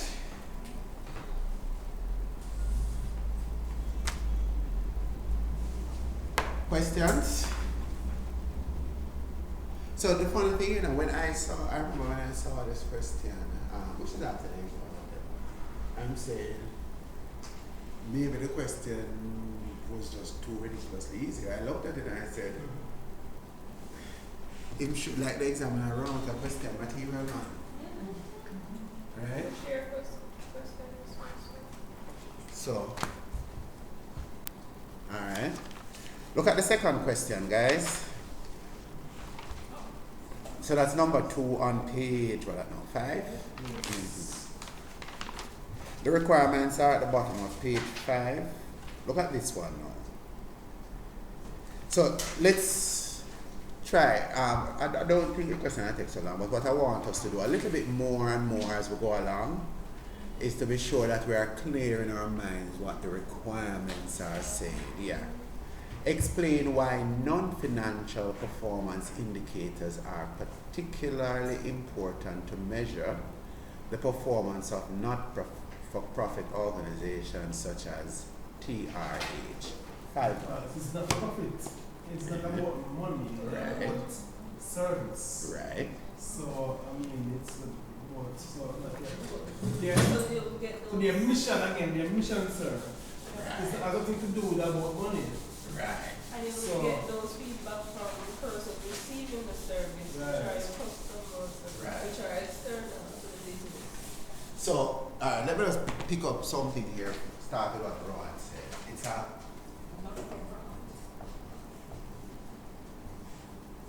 we haven't read the case yet, but we can almost guarantee. So once he masters that, something like that. It's not not-for-profit organization. If the organization is not-for-profit, guess what?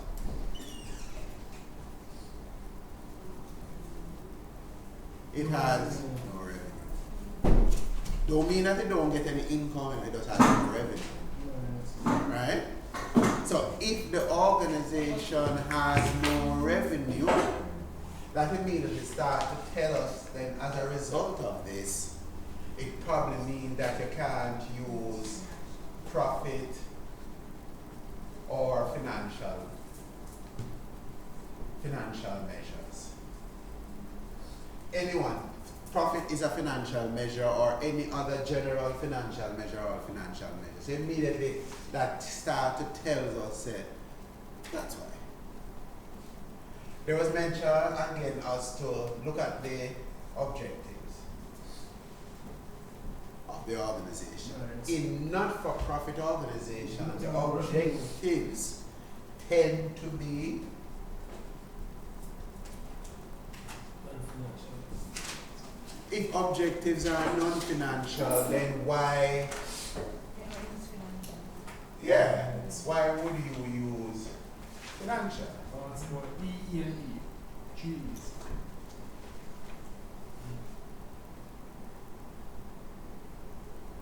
Alright? And then here's this other thing now that again you just know as a rule.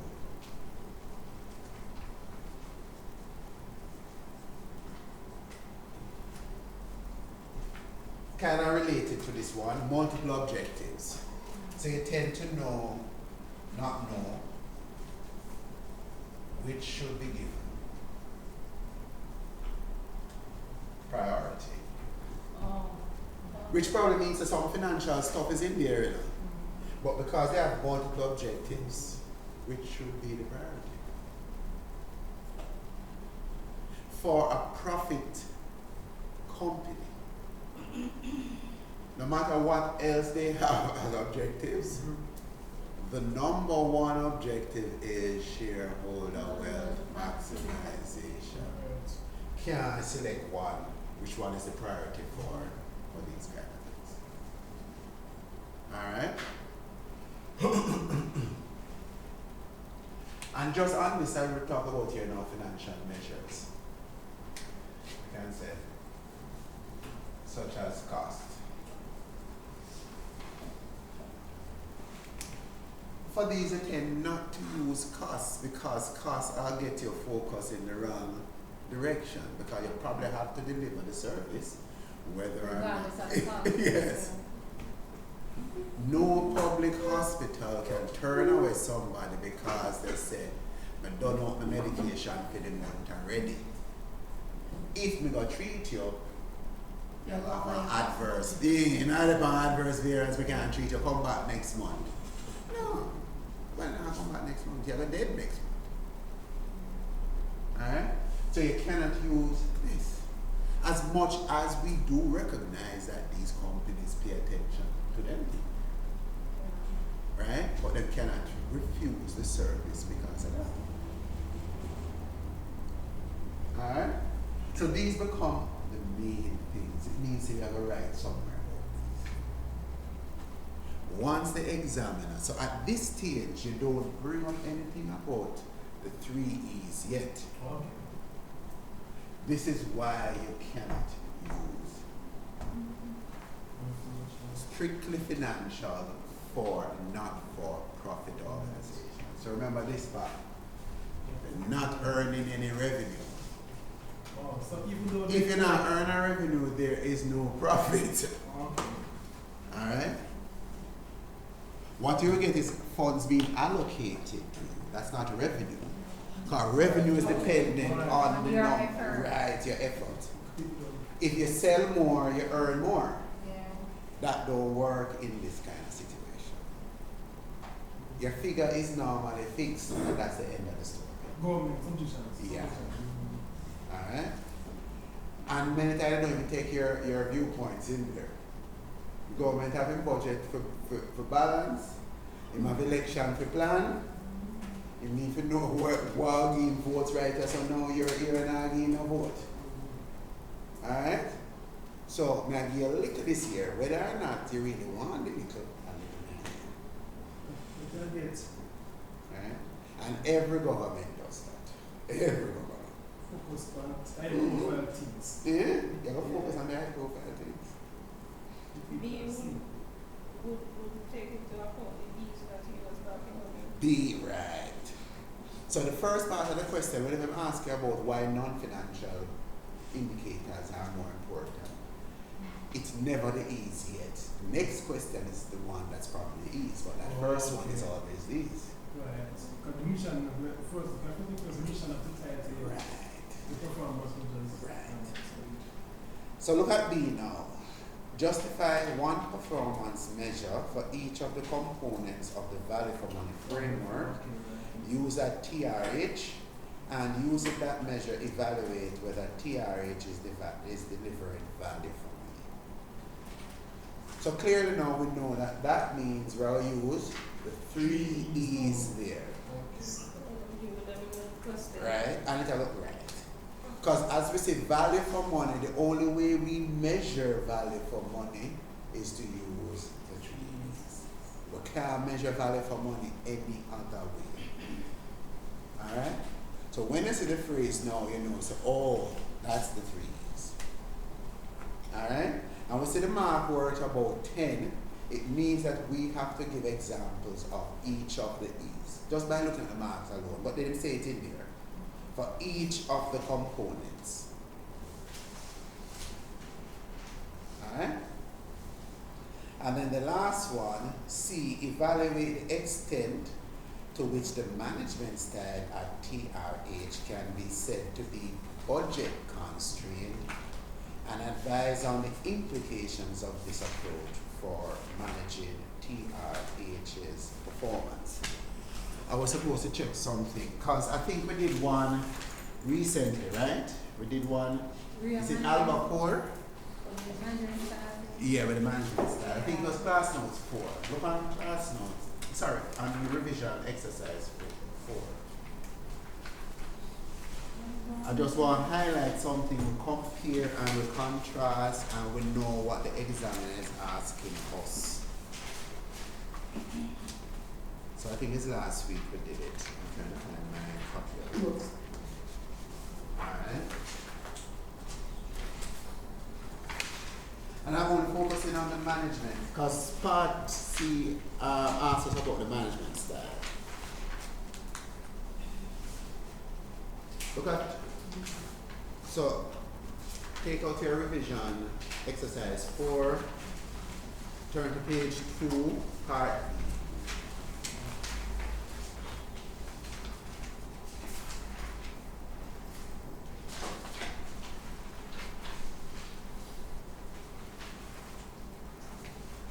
Analyze the performance management style. I'm just going to start with analyze performance management style. So the examiner did not give you a management style, right? He said, take a look at the case and tell me what management style is in place. Now you know that there are 3 management styles. And so you can tell the examiner for this requirement that there are 3 management styles. The one being used at Albacore is. Alright? Take a look back at this one. Evaluate the extent to which the management style can be said to be budget constrained. You realize that this one we don't bring in the other 2. Right. We don't care that there are 3. The examiner says, tell me if the management style at TRH is budget constrained. It never asks you to identify one. It never said what were the options. So then on top of 2 different questions. Alright?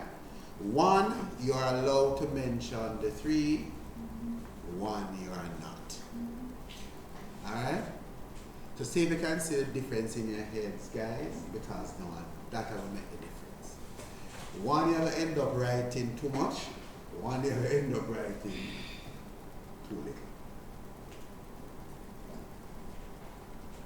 Alright? So this one, I don't care about profit conscious. So the one we're doing today, we don't care about profit conscious, and we don't care about non-accounting. Alright? We are going to look, it says evaluate the extent to which the management style can be said to be budget constrained. Now, let me point out something else again. The verb is evaluate. How would you start? Start with the basis. Alright?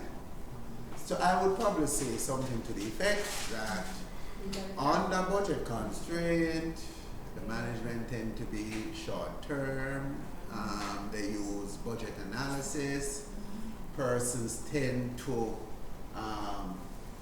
focus strictly on meeting that at the expense of other things.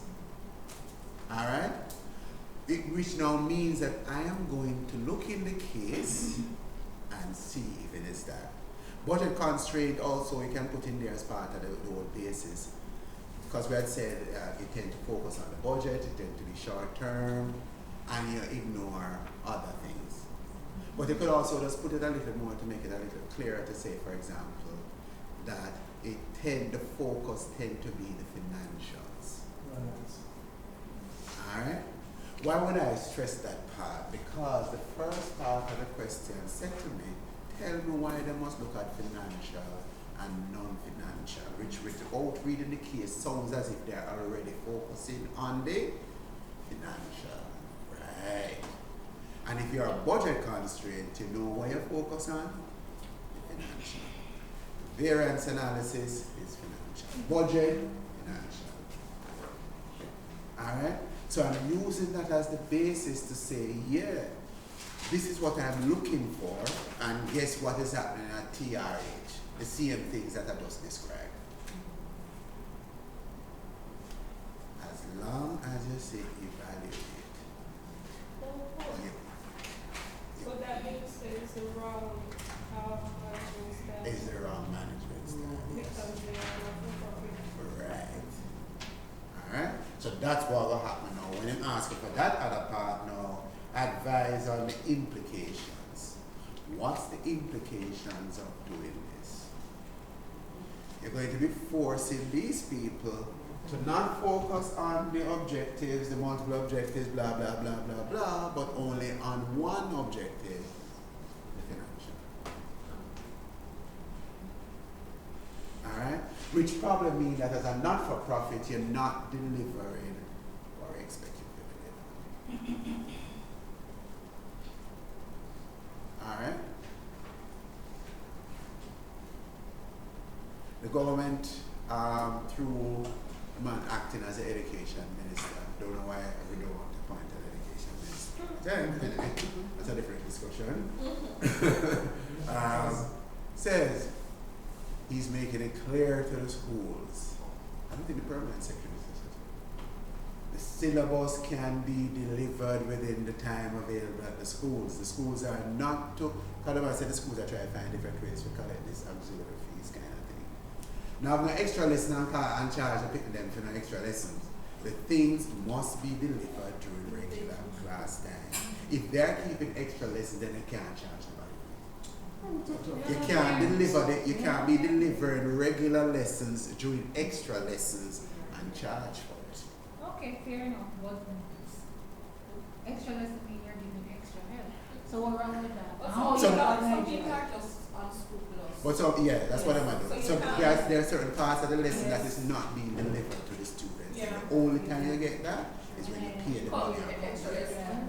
Yes, so we're not saying anything like extra lesson time, make sure you get the Not No, every it's parent fair. can afford it. I think what Yeah. the thing is, and I know in a Campion, as a teacher, you cannot teach me and then charge me extra lesson. I can come to your class, Right. but I will pay you. Right. Yeah. Yeah. Yeah. Right. Something like that. Yes. Yeah. Right. Yeah. All right. Because what a lot of them are doing, everybody try to use their head and so they can get through the system technically. Mhm. Right? So you don't bother to deliver sort of stuff. If it's you, I wouldn't have a problem. And when my son was going hard, I never had a problem with it. As long as they were not teaching new stuff. So they're practicing past papers and them kind of thing. They're not a problem. Pay and go. So the teacher will say, I'm having a marathon this day and that. So it will happen every week and them kind of So thing. the extra lesson thing is out of, no, I'm not saying it's not valid, and Right. it's not needed, and it's not, but the extra lesson thing, it gone to It gone whole way $100 out. lesson. Yeah. There was A lot of them have taken that advantage. Too Yeah. much. Okay, then okay. And out of the extra lessons, them are take home more than their salary. than their really? salary. Yeah. Special You know, sometimes it's not budget. yes. Yeah. Extra Mhm. lesson has gone to a level Yeah. that's Oh yeah? Okay. It's okay, awful. Okay. I see. Yeah? Yeah. I didn't know it was that bad. I mean, I get information from persons who are in the school system. Yeah. Right? My sister just retired as a principal. Right?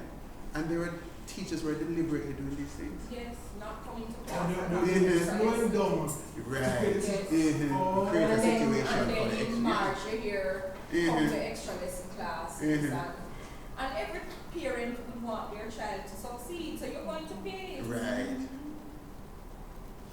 So the ministry is saying, so that's the point we're trying to get here. So now, let's say from the teacher's perspective, all that we are really monitoring now is just the financial side of things and not the other objectives.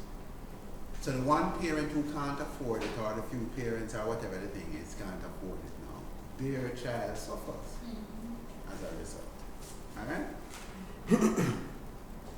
So in terms of the requirement, are we now clear? What is it that we're looking for? So part C, so part B, so part B, so that's part A. Part B,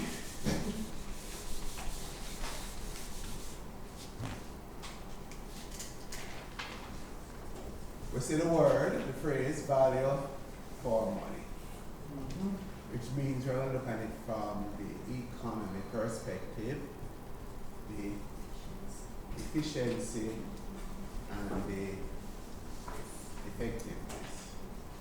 Alright? For part D, part C.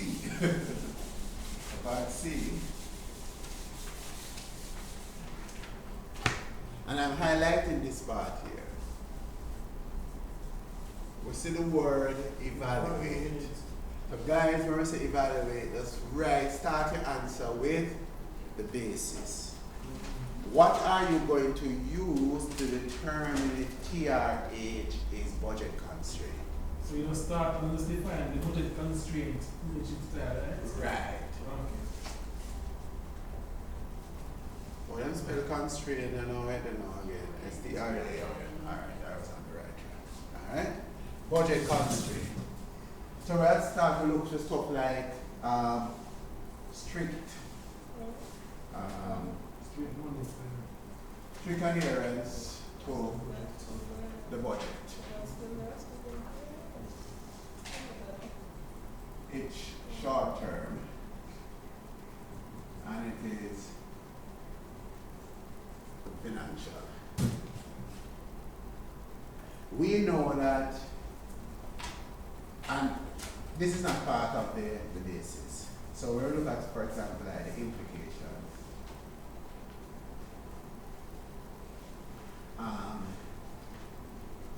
Demotivation, frustration, failure to meet objectives. Alright?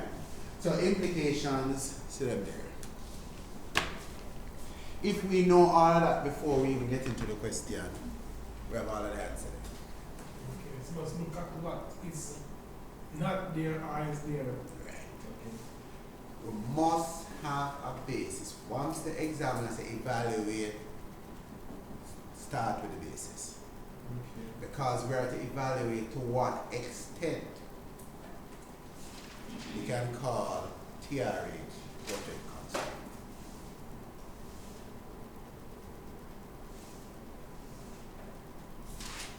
Alright?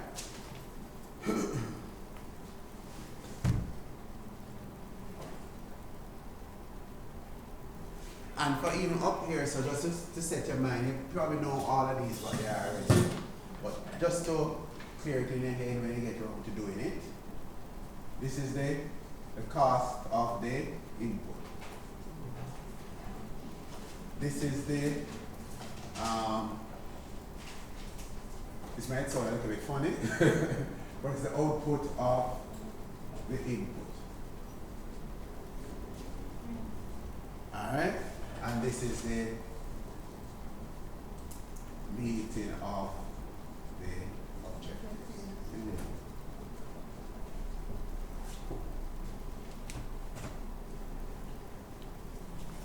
Alright? So we're going to look at the level of output of the input for efficiency, meeting of the objectives and the cost of the input. Alright?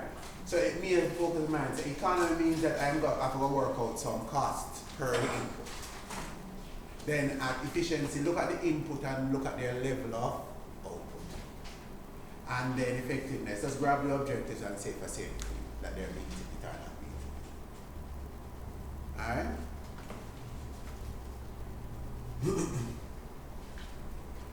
Alright, what is this name now? What is mine? Can you give us? I guess he thought it was cute to change rosemary to toastmary.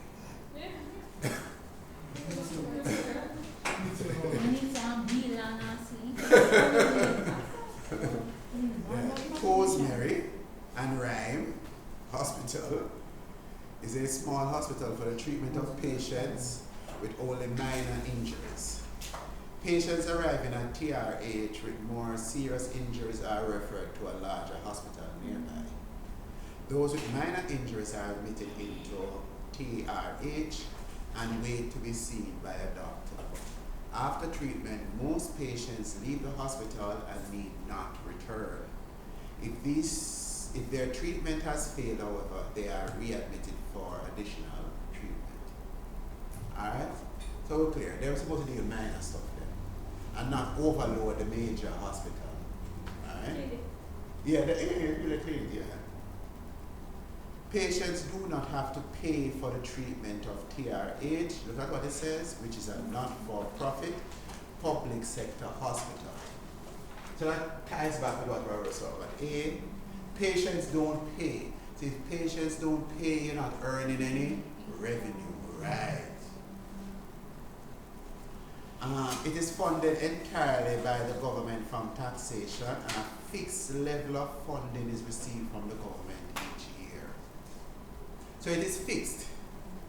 So as part of the discussion, you can mention, yeah, obviously because it is fixed, you really have to work with it, yeah. But it can be the major guy. Because obviously, you don't want to overspend the budget. But at the same time, be careful how you deliver the service. It is up to TRH to allocate its funding to different areas, such as doctors' salaries, medicines, and all other costs required to run a hospital. Alright? TRH objectives are, if you notice, you put them separated for us. We didn't have to break them out. I didn't give you the 3 E's, I didn't give you 3 objectives. 3 objectives. To give prompt access to high quality medical treatment for patients. That's not a financial objective. Alright? 2, to provide value for money for the taxpayer as measured by 3 E's framework for economy, efficiency, and effectiveness. So if you never remember, then give it it. Right? That second objective will have some financial stuff in it. Thirdly, to contribute to medical science by developing innovative ways to deliver treatment to patients. So you're supposed to develop innovative ways. Again, that is not financial now, is it? It has been suggested to TRH that the hospital has inadequate performance measurement systems in place to assess whether it is achieving its objectives, and that insufficient attention is given to the importance of non-financial performance indicators. So the case suggests that they are not paying attention to the non-financial part. You have been asked for your advice, and you have met with some of the doctors to get their opinions. One senior doctor has told you, I think TRH always deliver value for money. We always achieve our total financial budgets. Obviously, you don't know about value for money, right? Because it's not just one part to it. Doctors here work longer hours than colleagues in other hospitals, often without being paid for working overtime. There's not enough government funding to recruit more doctors. At busy times, we have started referring more patients arriving at TRH to the larger hospital nearby. This has helped reduce average waiting times. Patients arriving at TRH are now seen by a doctor within 3 hours and 50 minutes rather than 4 hours as was previously the case. Nothing for me. So we are already doing all we can. I don't know how much time we spend developing innovative ways to deliver treatment to patients though, as most of the performance data we doctors receive relates to so that's all I get into budget constraint, right? That's all. Recent performance data for TRH and national average information has been provided in Appendix 1. This is indicative of data which the doctors at TRH receive. So let's see Appendix 1, which is indicative.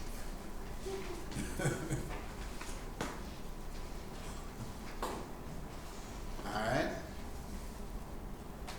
Number of doctors, and we get the national, we got total doctor salaries including overtime, total doctor salaries budgeted including overtime, number of patients treated, average staff satisfaction rating, number of patients readmitted. The national average for other public sector minor injuries, okay, that's what they're telling us, I don't know, alright. And two, staff satisfaction rating was obtained by conducting a survey of all 25 doctors. A survey score of 100% represents totally satisfied and a score of 0 represents totally unsatisfied. Alright. So let's go back to our first part. Before we come back, we'll come back and look at the data in a little while. Explain why non-financial performance indicators are particularly important to measure the performance of not-for-profit organizations such as TRH. We realize all the things there are applicable, right?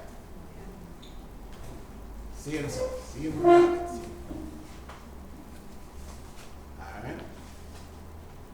I'm going to act like we bring up why you can't use other financial things such as cost, because it's hard to judge hospital performance by cost because you don't want to turn away the patients. Right. Alright, although them look at it and start turning away patients. But that's another story, so we'll get to it. And of course, we look at their objectives. I think nearly all of their objectives are non-financial. Right? And plus on top of that, them have multiple objectives. Right? If they had a financial one, why would the financial one be given a priority over the other ones? Alright? So that would cover it. Alright? And generally for the not-for-profit organizations, this will cover it. Alright? Alright, let's look at part B now. One performance measure for each of the components of the value for money framework used at TRH, and using that measure evaluate whether they are delivering value. Alright. So over B now. It says value from where do I did it? From right? Economy. Cost of input. Or we can measure for cost of input here. So. Cost of input? Who we treated as the input? The patients. Mm-hmm. No. The doctors are the input are the one where do the work, the transformation, right? The doctors. So it would be the doctors, not the patients, yeah. So it would be the doctors and their salaries. Alright? Because the doctors are the input to the system, not the patients. Alright? The patients are the ones who receive it, right? Who receive the service. The doctors are the ones who provide the service, so they are the input. So they made it wrong here. They might have run. Yes. Right? And then the patients are almost like the consumers, now them come. Right? Yeah. Alright? So when you see that now, you're going to put number of doctors against their salaries, including overtime. Alright? And if you notice, you have TRH at the national average. Alright? So divide 375 million by 25 and 4.2 million by 24.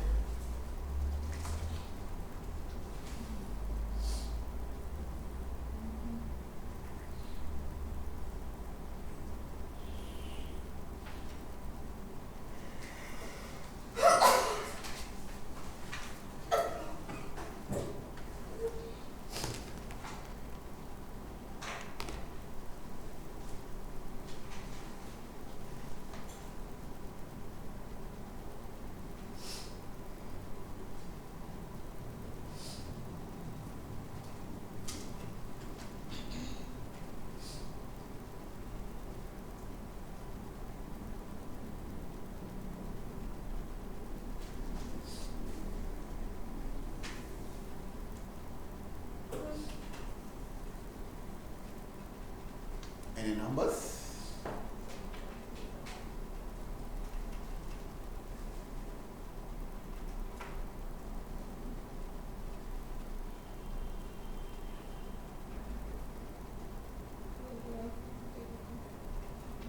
$150 for TRH, and how much for national average? 175. 175. What is that telling us now? The cost of the animal cost. Right. On the economy side, they are low. They keep their average salary to the doctors And they don't pay overtime. low because they don't pay overtime. Right? So maybe that's what the doctor mean, that, you know, we're very valuable for money here. Yeah. Because, you know, Can't tell is that chunk? Is it overtime? right, yeah. Is that chunk? Is that chunk? Especially for that. Yeah. Yeah. That can broke you. Yeah. Yeah. So out of the 3 E's, they are doing that E. Alright? Alright. Let's look at efficiency. So what is the input producing? So since the input is the doctors, we can look at the number of patients treated. So how many patients is each doctor treating? Okay. Alright? So we can divide that 375 by 25 and that 20,000 by 24 as a comparison. So sorry, what do we know efficiency? Yeah. What you said, what did you say? So we're looking at the output produced by the input. So there's a number of patients treated Right. divided by the number Of doctors. doctors. Right. So to demonstrate the point, we now going to say, let's use the same input that we use about the economy at the efficiency.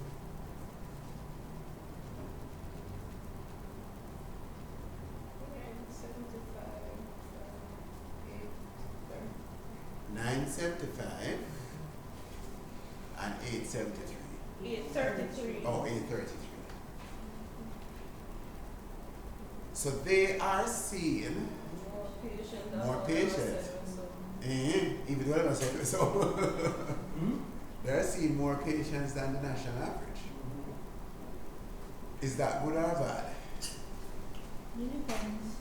It depends. We're going to see the effectiveness now because sometimes Depends. you can't be rushing You to see can, the you know, the So quality. you're not the quality not there, right? Which is what the effectiveness real- measures, the the quality. quality. Right, yeah.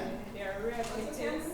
And when you look at stuff like they're Oh, readmitted. see, number of Yeah. patients way more than Way that. Yeah. So you can see because that is why the waiting time is so And then waiting time very long, long. right? So look at the number of patients readmitted. Oh, that's One good. more. And we can do it as a percentage, guys, of the number of patients treated, Yeah, Right. yeah. right? So don't compare the raw numbers like that. and just do it as a percentage. 7.5 effectiveness is. As the raw number, it look like it's what, 6 times as many, but then as a percentage now, what happened now? What a percentage? Coming.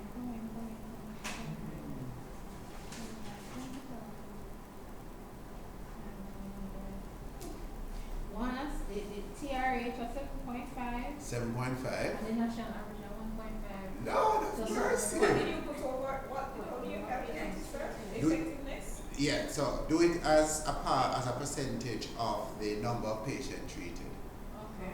So if we do 300 divided by 20,000, 20,000. 300 I get 3. Oh. Right, Oh, yeah. okay. Well, we have times. Okay. And 1830 divided by 24,375.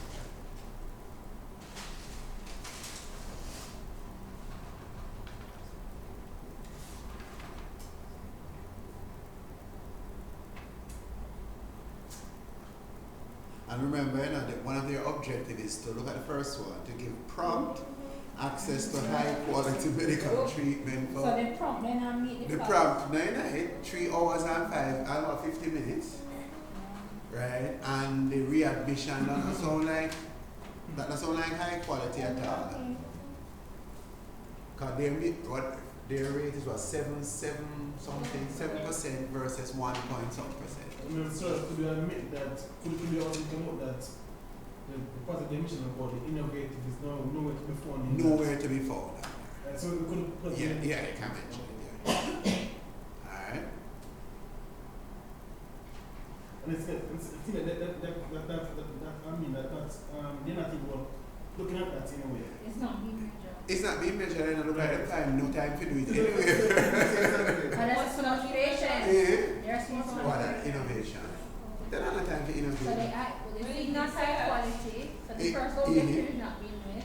The long wait is there. Prompt is Yeah, there, the so that pro- way, value for money, you know, probably say the first thing we do, Yeah. so then, But they might follow badly on the last so- one. Yeah. yeah, and it is a detriment of the last one, you're doing the first one, the detriment of the And yeah, last do one. it right. Yeah, can I put quantity more And close? then Right. definitely not doing it to Yeah. contribute to medical science. So none of them they're delivered by the phone. No. So them actually not delivering value for money. Them do the first two, Yeah. but we see the effect of how they deliver the first two is affecting the last one. Yeah. And then could you say too, is maybe because the fact that the measures are more focused on the first two, so that is where their efforts are, for the number of patients and they are compared to national, so you just want to see patient there. Right, yeah. Alright. Because here's a thing, it's more for over there, so, but we don't want to forget it now. Because we can write it. One of the implications we can put in there is that sometimes you get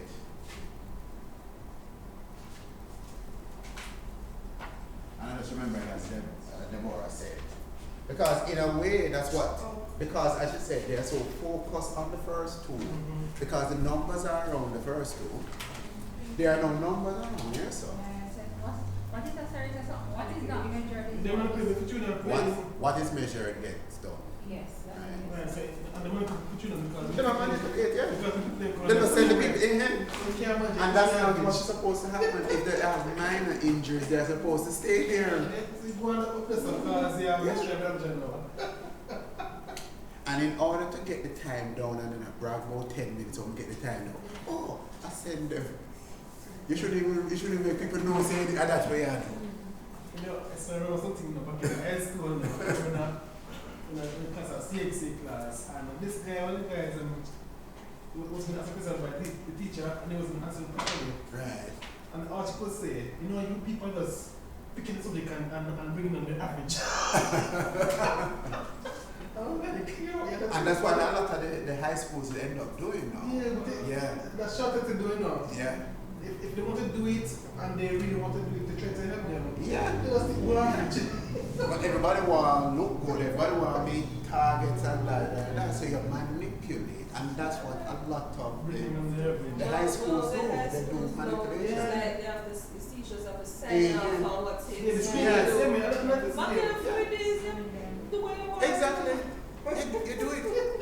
But isn't it also if they have students, because if you know say no do your work and now get the CXC, So it's not necessarily a bad thing too, 'cause I remember there's some people who never come to school and never come Right, back. And yeah. because at the end of the day, Not first teacher. Yeah. they still do their safety and those not the work right. They just never Never care. work, right? Yeah. I think that we do it still because there are some students who might not show potential. But in the past, they exam. Yup. Can't believe it. I always give my brother as example. Check him when he leave high school. No subjects. Yeah. Have a PhD. Yeah, ask him when they know. He have a PhD and he lectures at Georgia Southern University. Wow. Yeah, but he's an exception. He's not. Actually, no. So he's not actually a norm, Listen. especially for And our number of men, students and are that like- is the Lots issue. of men And men that in is particular, so the men men. start slow. No. A lot of men Yeah, men start slow, man. Yeah, so They're they late come down bloomers. with the Yes. Yeah, but they never bloom the way there. You're late No, bloomers. No, not necessarily for a PhD, but Yeah, they but- make something out of them life. Yes, sir. I can tell that at university, I did better than even high school. Yes, men. I was more diligent. And know what drive me? We see the school from the paper. He said, no, we can't choke us up. Yeah, but Simple. what drive you to your nose and nobody not cares in a black class, you know you get a fail. With the fact in high school you're so push on. Yeah, so You know because teacher go run it down all the time. Yeah, but yeah, trust me, university, you can't be one. Oh, this is really hard. Dribble. You don't come across? exactly. And which is a different thing at university. Yeah. You can't walk out. Teachers don't business. You're just a number. Yeah. You're just a student number. Yeah. Right. So highlight the fact that even though they have met the first two, it is because of the heavy focus on the first two that has caused them to do so poorly on the third one. So overall, if they are not meeting their objectives, they can't say they are delivering value for money. Alright? But sir, where it is suggested that there was, because the budget constraint. So we soon come to this now. So everybody okay with B? So let's go to C now. Start with the basis. See the implications for later on in the answer.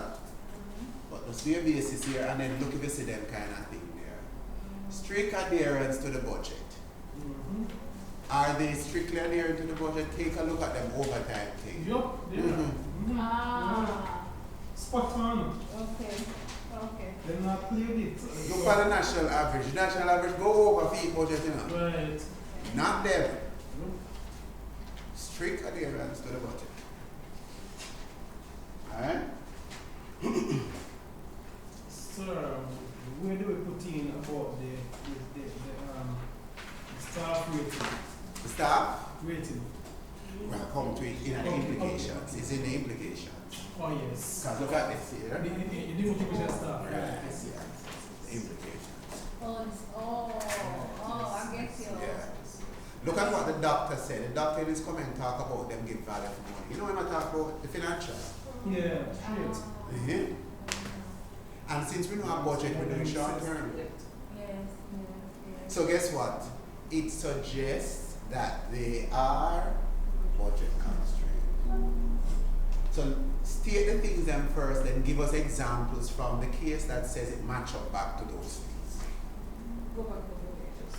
So this becomes the basis. This is where you start. For budget constraint, we're expecting to see strict adherence to the budget, short-term focus, and mainly on the financial measures. So because they are And then no, so those, because of that now, they go in the case at TRH, they are budget driven, suggesting on the short-term focus and focus on the financial. And on top of that, TRH did not go over the salary for the dealer, even though the national average gone over. Strict adherence to the budget. So having said that now, that's your proof that they are budget constrained. What's the implication? Demotivation, frustration, failure to meet objectives, manipulation. Are we seeing these things here? Yeah, we see this cost satisfaction. Look at the staff satisfaction survey. Look at the national average. Yeah. 89%, you know? Okay. Then I reach double figures. Oh jeez. Yeah. I thought it was 90. Yeah, but it's like, trust me, it just hit me too. Right? So I did a double check a while ago to see if I was looking at the same line. Okay. 89 to 9. Wow. Right? So we see evidence of this. Yeah. The survey. Yeah.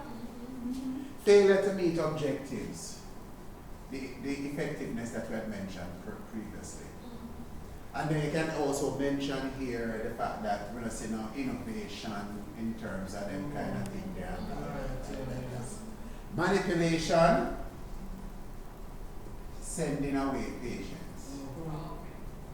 Oh. So that they can manipulate their waiting time.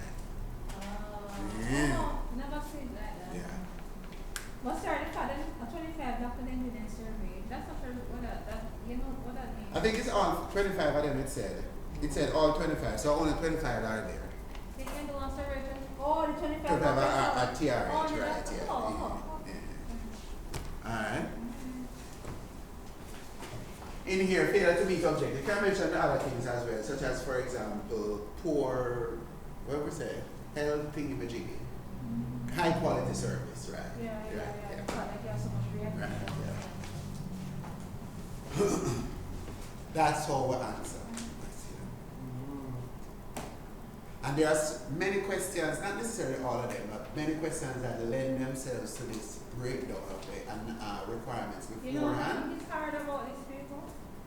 You don't put information where it's right. Because I would have probably put some C in a B, or some of B, C in a A, or so. Right. And I realized there's another question, Right. the same thing. Right. So sometimes I think that's the problem. So, right, so if we can sort it out from the requirements, Yeah, the issue is the then we know requirement. what to put there, right? Yeah. And if we know the requirements, it kind of does write your answer already. Alright? So that's what we actually need to practice, and you can do practice on your own. Let's see if you can break down requirements and that kind of thing. Sometimes it's not even necessary to look at, to even figure out to write the answer.